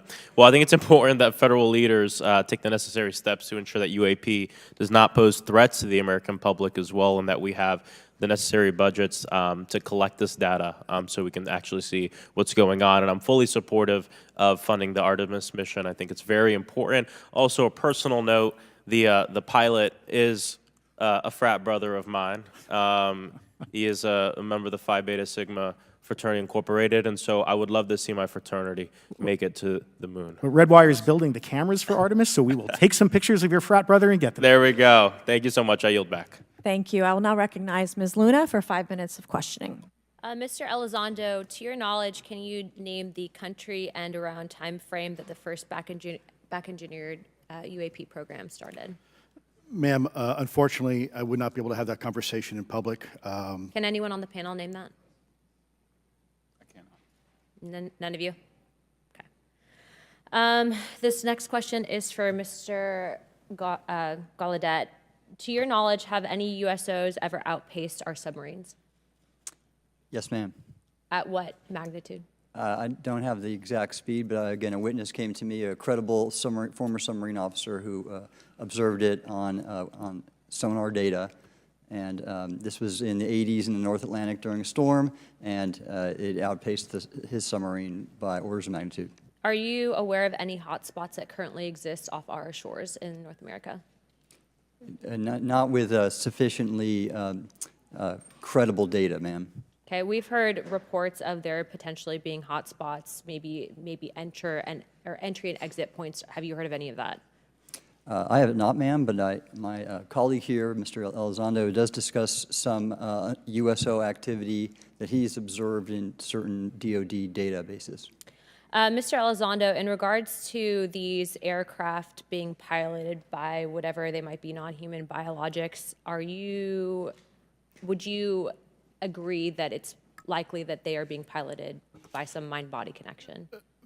Ma'am, I think it is safe to presume here that they are being intelligently controlled because some cases seem to anticipate our maneuvers, and in other cases they seem to, I came across an email where the word stalked was used in a very secure email between Navy officers discussing their ships being pursued by a UAP. In our previous panel, we had Grush, and he had testified to say that some of these were interdimensional beings. Can you speak on that at all? Ma'am, I'm not qualified, certainly as a scientist or otherwise, to speculate points of origin. I looked at everything from a scientific perspective. So if you look at, for example, instantaneous acceleration, which was one of the observables of the program that I belong to, ATIP, the human body can withstand about 9 G-forces for a short period of time before you suffer negative biological consequences, blackouts and ultimately redouts and even death. Comparison, our best technology, the F-16, which is it's an older platform, but one of our most highly maneuverable aircraft, manned aircraft, made by General Dynamics, can perform about 17 or 18 G-forces before you start having structural failure, meaning that the airframe begins to disintegrate while you're flying. The vehicles we're talking about are performing in excess of 1,000, 2,000, 3,000 Gs. So are you, I guess, would it be safe to infer that they're living craft? You know, I'm not prepared at this point to state for the record is something alive or not, because even that definition is hard. There was a time in science we thought that life required oxygen, and we now know that's not true. There are anaerobic bacteria that thrive in oxygen environments that lack oxygen. And so also the same with photosynthesis. When I was in college, I was told everything is derived from photosynthesis as a form of energy. In reality, that's not true. There are things that live off of chemosynthesis. So we're constantly having to reevaluate our understanding of what the definition of life is. Do any of you ever come across reports from people that claim to have firsthand experiences with these entities, whatever they might be, or these aircraft, and then as a result, whether or not they're religious, find that these things will automatically disappear? Anyone, and this is open to any of you on the panel. So just real quick, because I'm running out of time. Lou? Ma'am, I've always been a nuts and bolts kind of guy. When I was at ATIP, I was focusing more on the performance characteristics and less on the potential occupants. Okay, the reason I ask is because it seems like, just based on our conversations, that we've had people that say that there are good and bad of whatever these things are.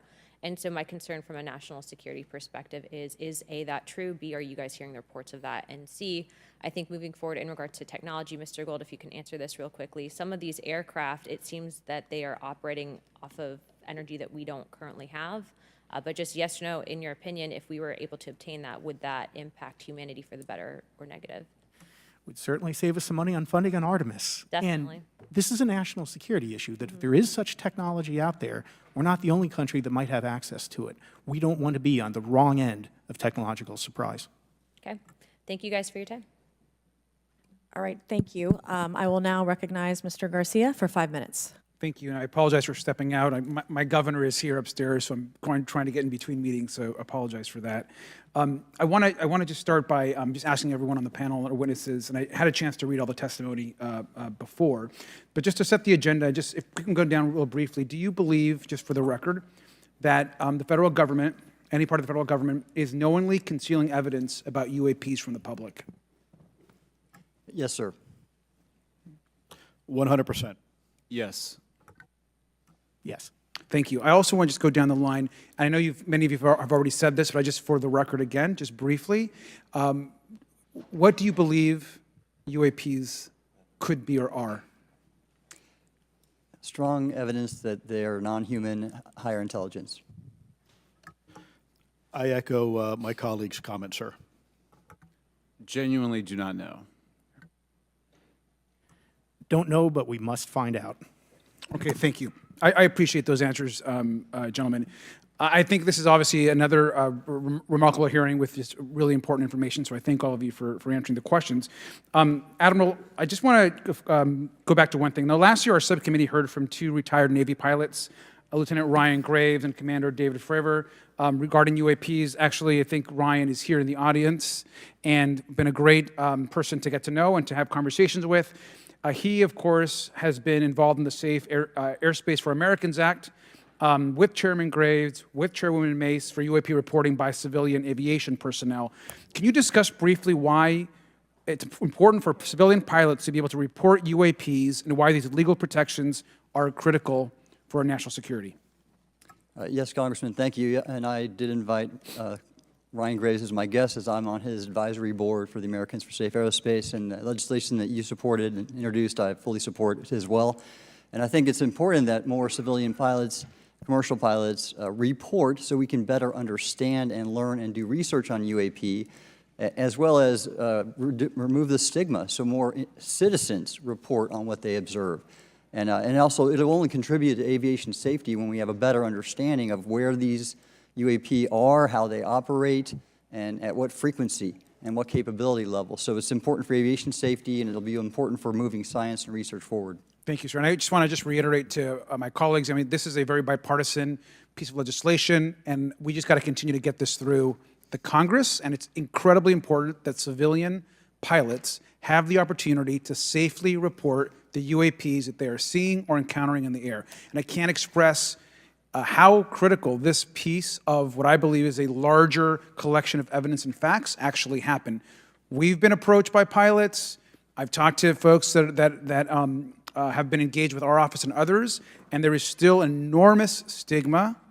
And essentially, we don't have a system where folks are feeling free to be able to report what they're seeing. And so I just want to reiterate that advocacy. Mr. Gold, in your testimony, you discussed NASA's Aviation Safety Reporting System, a confidential, non-punitive reporting mechanism. In the Safe Airspace for Americans Act, we explicitly allow for civilian reporting, of course, of UAPs. Can you explain why the NASA task force recommended the use of the Aviation Safety Reporting System?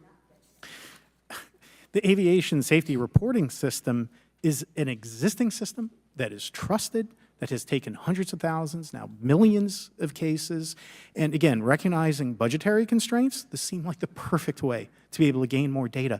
And when it comes to the stigma, sir, it's something that pilots are used to reporting on, that crew is used to reporting on. So it's a great way to get data, to overcome the stigma without spending really that much more additional money since the system exists. Thank you so much for your support of that. Thank you for what Ryan Graves does. This is a common sense means to expose the truth of UAP for the purpose of this hearing. Thank you. And I just want to also add, now earlier this year, as part of the House Defense Authorization Bill, the NDAA, I had filed an amendment to include the UAP Disclosure Act, which would create a UAP Records Review Board and exercise of eminent domain over UAP-related material, modeled actually on the JFK Assassination Records Collection Act, which is widely known. Now, the amendment was blocked, but thankfully the Senate included the amendment by Senator Rounds and Schumer for the UAP Disclosure Act. So I just again want to say that we should be pushing and ensuring the UAP Disclosure Act, which is bipartisan in its support, should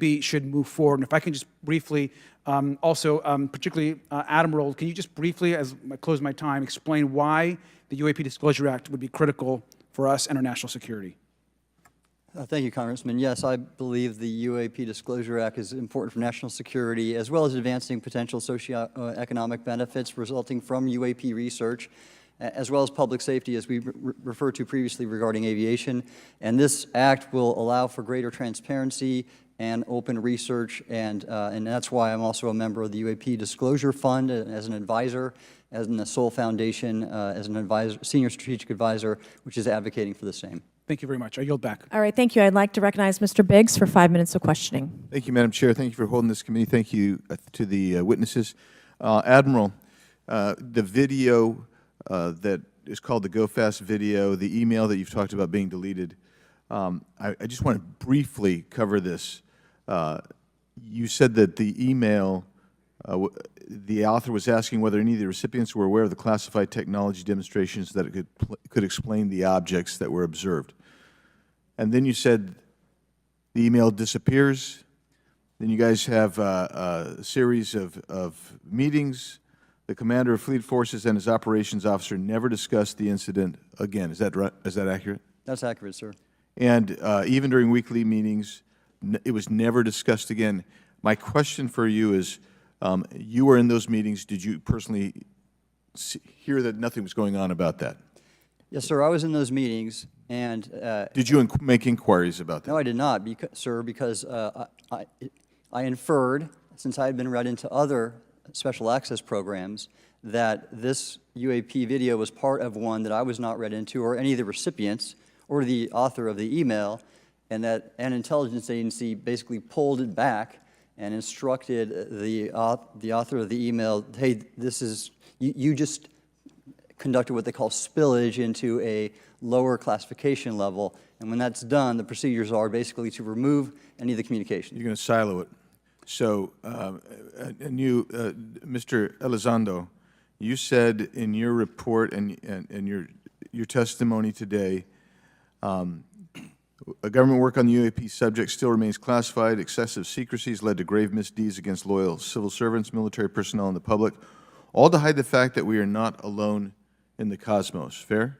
Yes, sir. All right, and all of you, and Mr. Schellenberger, by the way, I've read several of your books, Mr. Schellenberger, excellent stuff. Thank you. What I would say, too, is you were asked about the veracity of the author of this report. You're comfortable with the veracity? Yes. Okay. And then, and I'll get to you in a second, Mr. Gold. We'll talk about Kuhnian and Lakatoshan scientific advancement and how we're obviating that through these processes. But we'll get to that in a sec. Because what I want to really get to is the ultimate question really becomes this. For what purpose is the federal government overclassifying, because that's what they're doing, they're overclassifying, and forbidding the public for getting access to this? And if you know, if you have an explanation, I'm curious, because I know what I've been told. I just want to know from your perspective, why do they overclassify? Mr. Elizondo, you look like you're finger on the button, ready to go. Yes, sir. Forgive me. I think there's several reasons. I think at the time when this reality became evident to the U.S. government, we were in the middle of the Cold War with then Soviet Union, and we did not want to tip our hands to what our knowledge base was on this topic. We did not want to broadcast that to the Cold War's long over. It is, sir. It is, sir. There's also then the philosophical argument that the Department of Defense and the intelligence community is solution-oriented. And when you don't have answers, it's a really tough spot to be in. It's easier to be quiet and suppressed than if you don't have the answer. Indeed, sir. In fact, there's a very real example when we built the U-2 spy plane and flew it over then Russia, and we're taking reconnaissance. And when we first started flying the aircraft, it flew so high and so fast we thought they weren't tracking us. In reality, they were tracking every flight. It wasn't until the Russians could develop the SA-2 surface-to-air missile and successfully shoot them down. I would suggest to you also, along with Lakatos and Kuhn, you also have a problem with Kenneth Arrow's path dependence or increasing returns. That's one reason why they won't disclose it. It's too painful to admit. But I just want to read a couple things from Mr. Schellenberger's what he gave to us today, because I think this is interesting stuff, and I just want to convey this to you. On USG networks, there exists infrared footage of and imagery of a grouping of vessels engaged in SIGINT and massant collection at night in a specific area of the Pacific Ocean. This footage, which was in close proximity to the vessels, a large equilateral triangle UAP suddenly appears directly over the ships. These three bright points are seen at each bottom corner of the UAP, which is observed to slowly rotate on its horizontal axis. And he goes on to describe that. And I just want to read one more, and I'm doing this because I think it's interesting. This stuff is interesting as anything. So let's get this one here, right here. While performing a routine airspace surveillance and control mission in the Eastern Air Defense Sector, an F-22 fighter observed multiple UAP contacts at mission altitude. Moving to intercept the F-22 pilot noted multiple metallic orbs slightly smaller than a sedan hovering in place. Upon vectoring towards the UAPs, a smaller formation of the metallic orbs accelerated at rapid speed towards the F-22, which was unable to establish radar locks on the presumed hostile UAPs. The F-22 broke trajectory and attempted to evade, but was intercepted and boxed in by approximately 3 to 6 UAPs. And then I'll leave that there, but because I just have no more time left. Well, she's not looking. So let's just get into let's get into part of this. I thought I would be saved by the bell. No. Let's talk about Kuhnian, Lakatoshan type of scientific development, and the problem that we have here is you have institutional blockage of what would be normal development of scientific ideas. And if you want to expand that, Mr. Gold. We're over time, so be very fast, please. I'll just say I'm a recovering attorney, so please take it easy on the science. But all breakthroughs have been heretical at first, And that's the challenge that we face, particularly with something as extraordinary as this, which is why gathering the data is so important. And I'll just end by saying, by the way, the overclassification of material is in no way limited to UAP. That is occurring throughout the government, as well as the inability to get people classifications in a timely and efficient manner, and then to have those classifications be broad enough to be useful. So this is a larger issue that I hope that Congress will look at. Thank you. Thank you, Mr. Biggs. I've been generous. All right, Mr. Burleson, I'll recognize you for 5 minutes of questions, please. Thank you, Madam Chair. Mr. Elizondo, does any branch of the United States government or defense contractors possess technology? Sir, there's documentation that I believe was submitted for the record that was approved for release by the U.S. Pentagon, by the Department of Defense Office of Pre-Publication Security Review, and it states one of the reasons why my predecessor program, OSAP, was trying to collect material of unknown origin.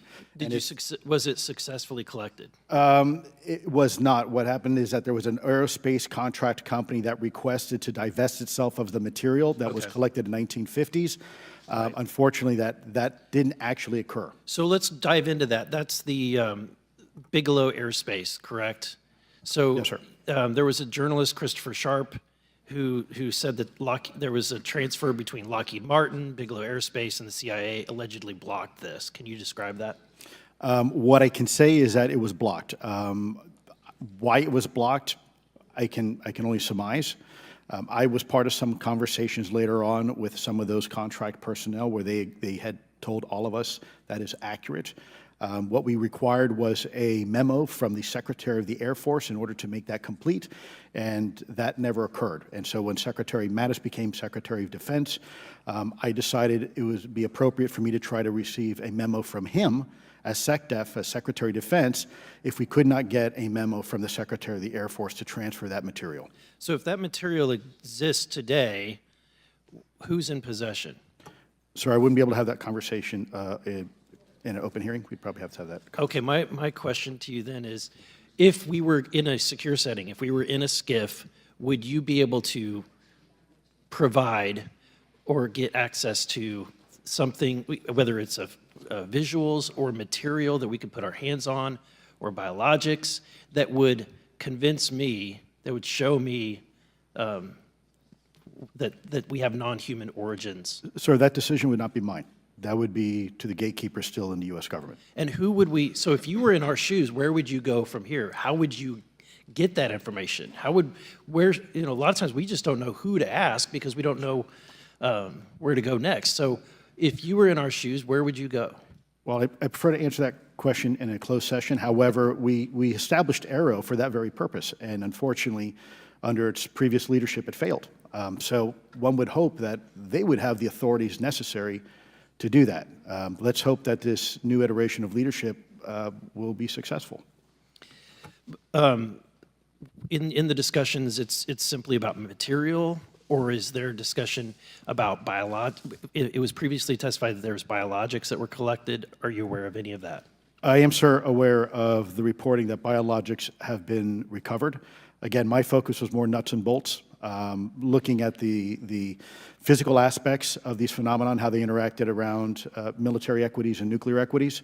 So I'm certainly not a medical expert. I would not be able to probably provide you a whole lot of value in that simply because I don't have the expertise. But was anything described as that we have possession of bodies? Yes, yes. Is it multiple types of creatures, or? Sir, I couldn't answer that. I can tell you anecdotally that it was discussed quite a bit when I was at the Pentagon. The problem is the supposed collection of these biological samples occurred before my time, in fact, before I was even born. And was this part of the Lockheed Martin discussion, or was this the biologics is a completely separate?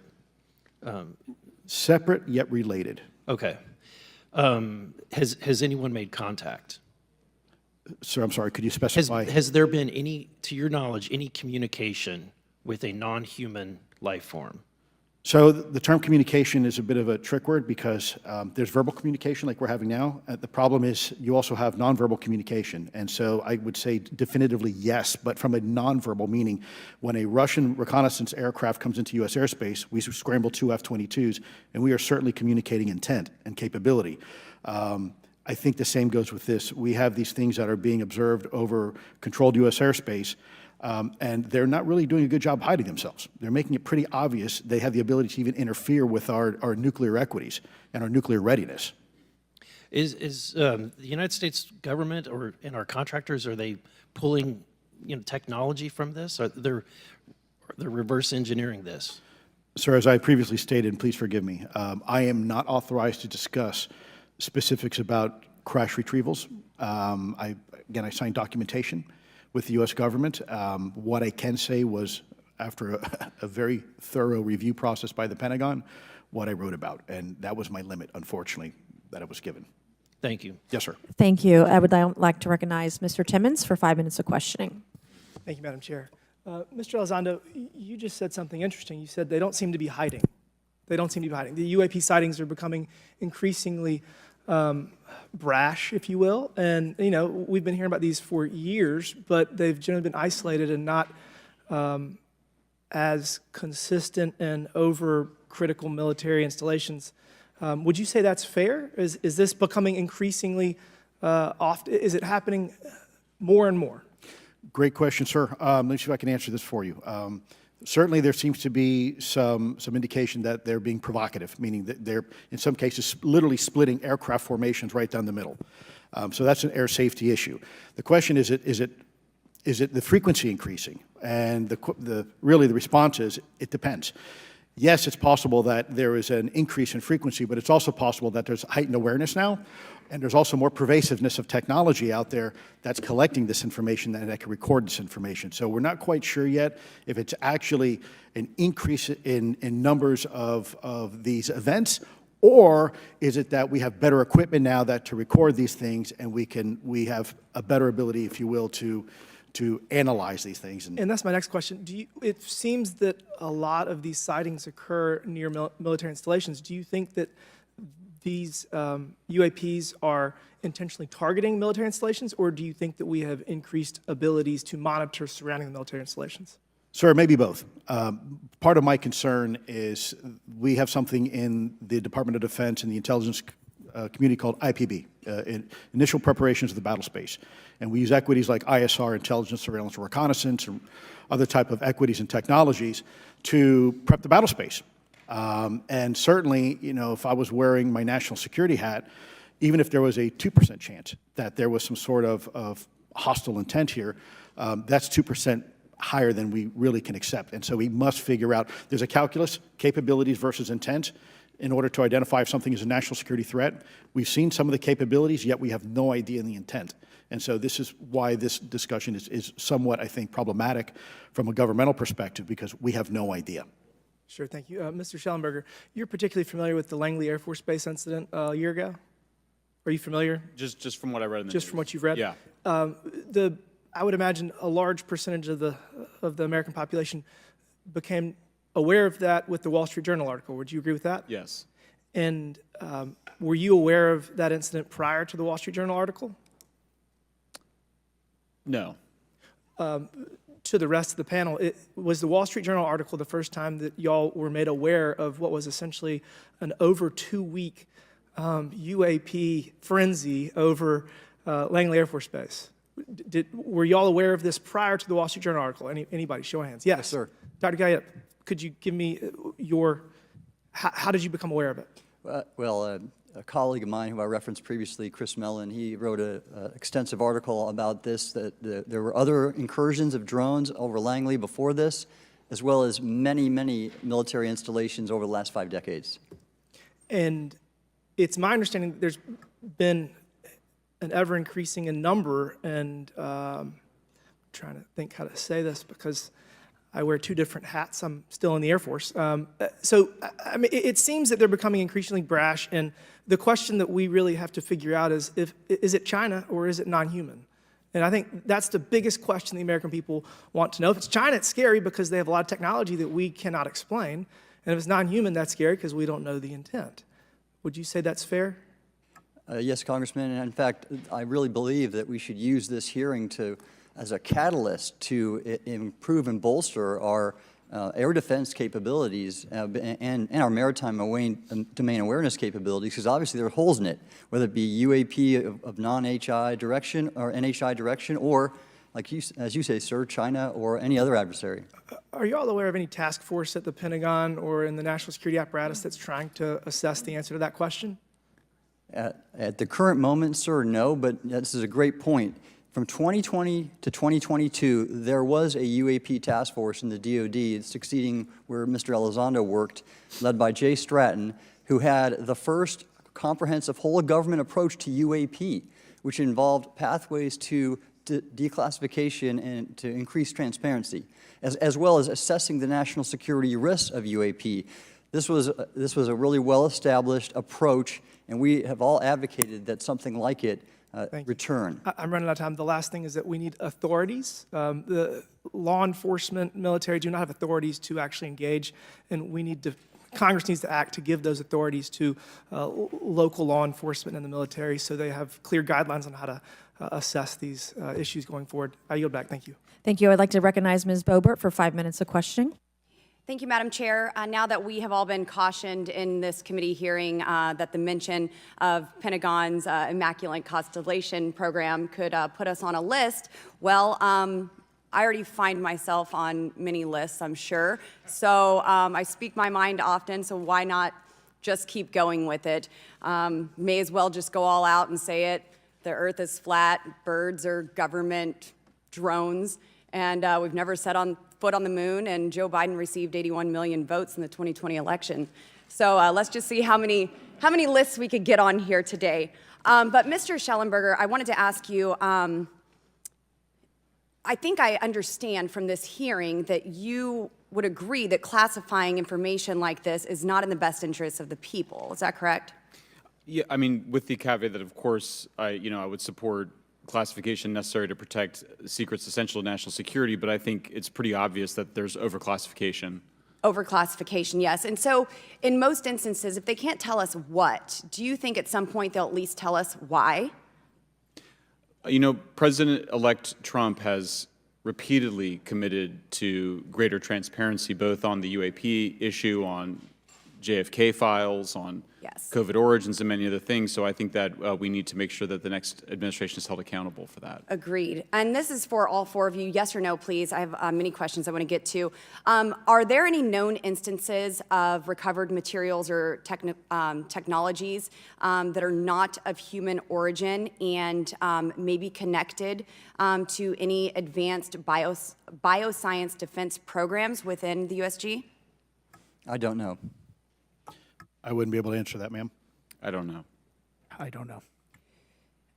Okay, so there are rumors that have come up to the Hill of a secretive project within the Department of Defense involving the manipulation of human genetics with what is described as non-human genetic material, potentially for the enhancement of human capabilities, hybrids. Are any of you familiar with that? Yes or no? No, ma'am. I am not, ma'am. I'm not. No, ma'am. Okay, I would like to know, with Immaculate Constellation, how does this relate to UAP activities, Mr. Schellenberg, in oceanic environments? Are there any instances where the Navy or other maritime forces have encountered UAPs that could not be explained by known technology or natural phenomena? Yeah, the Immaculate Constellation covers both terrestrial and oceanic, and there's actually a number of cases described in the report that occur in the ocean. And do you believe that there is a concerted effort by the Pentagon to keep Congress out of the loop regarding these UAP activities, specifically in our waters? Yes. I think it's about 5% of our ocean that's actually been studied in detail by man, and we've studied more of space than we had of our own oceans. And so are there any accounts of UAPs emerging from or submerging into our water which could indicate a base or presence beneath the ocean's surface?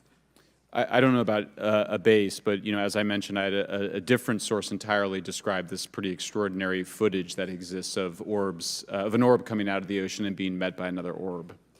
Some would say that there's multiple hotspots where we see frequent activity. So in your investigations, have you come across any data or visual evidence like sonar readings or underwater footage of these UAPs? I have not beyond what's in the report. You've written about UAPs not only in the air but in underwater. Are there any specifics on what you've learned about the UAP activity in our oceans? Particularly, have you spoken with sources who have provided any evidence or eyewitness accounts of these UAPs interacting with our naval forces or being detected by our underwater surveillance systems? Nothing beyond what's in the report and then the specific case that I mentioned with the orbs. So this report says it all. There's no other information that we are aware of regarding the activity within our waters. I have other sources that have told me that have shared a significant amount of information, but they're not comfortable with me sharing it at this point. Okay. Are there any technological capabilities observed in these oceanic UAPs that seem to defy our current understanding of physics or our engineering capabilities? It seems like they all do. Yes, I would agree with that.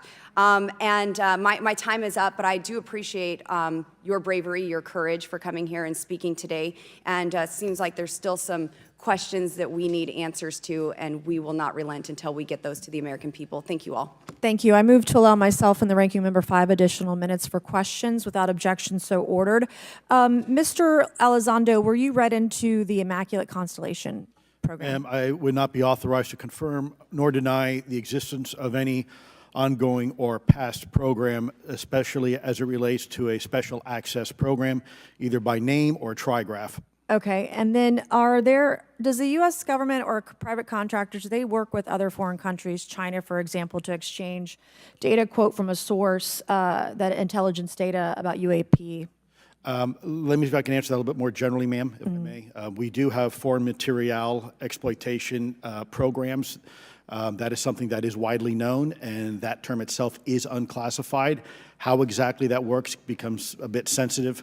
A discussion we could certainly have in a closed session if you like. We do work with international partners and allies quite often, not just in military exercises and workups, but in other intelligence efforts as well. In terms of material that's given to private contractors, is certain material given to certain contractors because of their experience? So, for example, if it's related to submerged and undersea propulsion, would it go to a general contractor like General Dynamics? Yes, ma'am, absolutely correct. Different contractors have different levels of expertise. What's Lockheed's expertise? Aerospace, ma'am. In the UAP space, that's all that, they wouldn't do submerged? No, I didn't say that, ma'am. Okay. Lockheed Martin and others do quite a bit of work both in our atmosphere, in space, and even underwater. There are certain efforts to. It's a tough question you're asking. You put me on the spot here. I'm looking for the answer. Yes, ma'am. No, they are involved in a lot. I would rather let Lockheed Martin explain the different domains that they are involved with. Probably I'm not authorized to discuss that, but they are involved in a lot of different areas and domains. Admiral, flight safety risks for our pilots, based on what you've experienced and seen in your career. They're extensive, and the one exercise I referred to where I received the email that was then deleted was the pilots, and this is worth bringing out. There are debunkers out there who have said the Go Fast video was just a balloon. That was only one video that was released. There were dozens of these encounters that pilots, friends of Ryan Graves, who's in this room right here, witnessed and caused significant safety concerns. And to almost call out an exercise and shut it down, which is very compressed, and the carrier's getting ready for deployment, and the pilots have to get certified to land on a carrier. It's extreme, to say the least. All right, I have two last questions. Real quickly, Mr. Schellenberger, how do we get more whistleblowers to come forward? Well, this hearing is very important, and obviously, I can't encourage whistleblowers to obtain information, but I can guarantee that I will protect them and go to prison to protect their identities. they come to me. Yes, sir. Okay, my last question. The first hearing we had on this, I'd never been briefed on UAPs or what they were, biologics, non-human, et cetera. How would you define, each of you, my last question, how would you define non-human biologics, non-human intelligence? What are we actually talking about? Admiral, and we'll go down the line. I don't think it's a stretch when you look at the diversity of life on this planet and the size of this universe to think that there would be more diverse, higher order, non-human intelligences throughout the universe, and that's probably what's visiting us. I would take the scientific approach. The definition would be the ability to react to a stimulus in a manner that requires an intellectual thought process. I just don't know. I think we must be modest in our assumptions that we're looking for intelligence. That could be biological, it might not.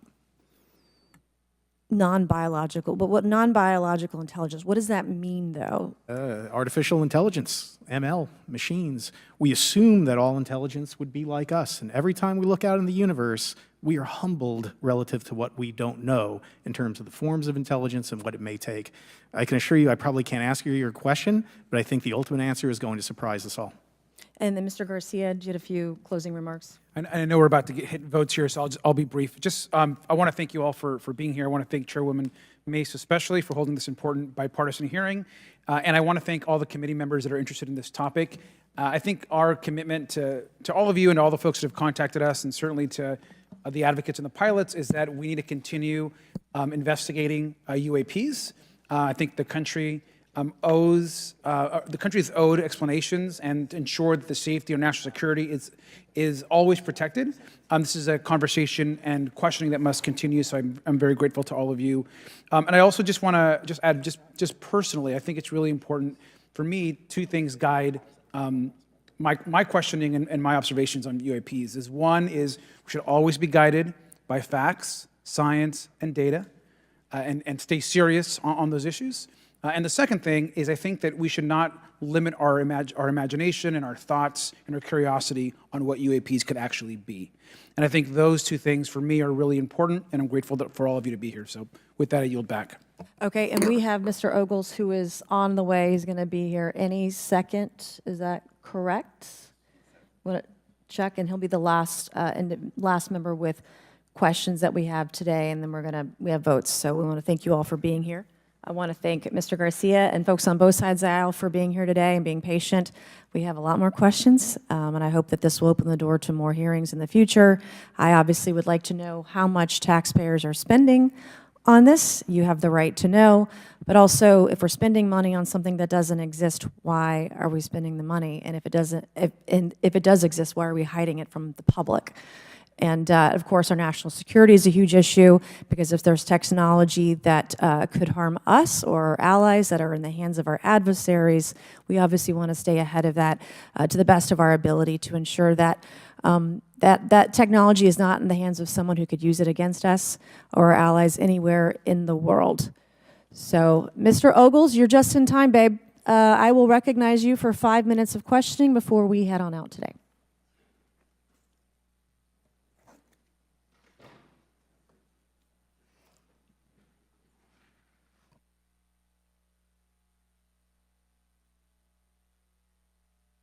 Well, thank you all for being here, and Madam Chairwoman, I'm out of breath because I sprinted to get here, but this is an important hearing. I think we all know that there's something going on. Mr. Elizondo, based on your knowledge of UAP sightings, do you believe it's fair to say that they are especially common near nuclear sites? Yes, sir. Mr. Congressman, I absolutely am convinced of that, as are my colleagues inside the government. And the reason why I pose that question, and this has been one of my talking points from the beginning, is, Oak Ridge is in Tennessee. The so-called weather balloon that drifted, that we now know was controlled, it passed near Oak Ridge. It obviously is a sensitive site, both of interest to our adversaries and to whatever else this is. Because we know that at military installations, at sensitive locations, such as nuclear facilities, that we're seeing this take place. So the question is what is it? Do you believe they've caused an irregular activity, and why might they be interested in those sites? Sir, in some cases, it's actually regular activity. You'd be surprised. There's actually documentation right now that's been submitted. It's not just Oak Ridge. It's Savannah River Site, SRS. It's also Los Alamos. A lot of our sensitive R&D locations appear to be under some sort of surveillance and monitoring. Why? Well, because a lot of innovation comes out of those areas, a lot of new technologies, a lot of, if you will, disruptive technologies that we use for our national defense originates out of those locations, and advanced concepts in physics as well. So if I was doing any type of reconnaissance, even on a foreign adversary, that's a great target to start with. Sure, and again, this has been one of my talking points. I do have questions. What role might the Department of Energy or its subsidiaries or affiliates have in this type of technology or possessing this type of technology, whether it's ours or others? Mr. Gallaudet, I think your testimony has been pretty clear, but would you please reiterate that do you believe UAPs pose a threat to pilots? Excuse me. Yes, sir. Absolutely. They were threatening Navy pilots during the exercise that I was, my people were involved with in 2015, and it's my understanding they're risking pilot safety, commercial and military today. Well, considering, and I understand that there's a need in some cases to keep certain technologies secret, but you believe that it is posing a threat to our personnel, correct? Yes, sir. So I think it's reasonable to conclude that if there is a threat to our personnel who are serving our country faithfully, that there be oversight.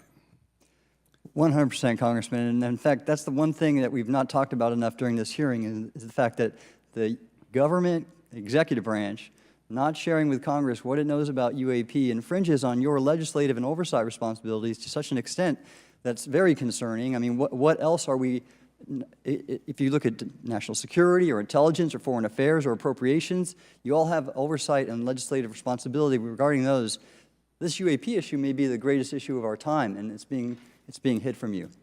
Well, I mean, and to your point, I think we've seen over the decades that we have certain adversaries like China, like Russia, that technologically speaking are not as advanced as us, that they lack some of the lethality that we have, and that we've seen that they've gone after our technologies and in some cases succeeded, in particular with missile technology. And so again, my concern, whether this technology emanates from us or otherworldly, that we know that we possess it. And where's the accountability? Where are the stopgaps? What are the guarantees that if this were to fall in enemy hands, that it isn't immediately weaponized against us? And I'll say this, it is clear from my experience and what I've seen that there is something out there. The question is it ours? Is it someone else's? Or is it otherworldly? And Madam Chairman, I would posit that as the legislative body, as the regulatory body, we must know.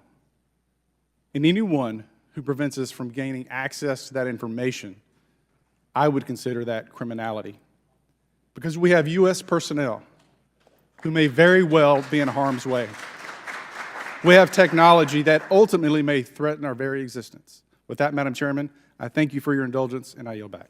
Thank you, Mr. Ogles. And with that and without objection, all members will have 5 legislative days within which to submit materials and to submit additional written questions for the witnesses, which will be forwarded to the witnesses for their response.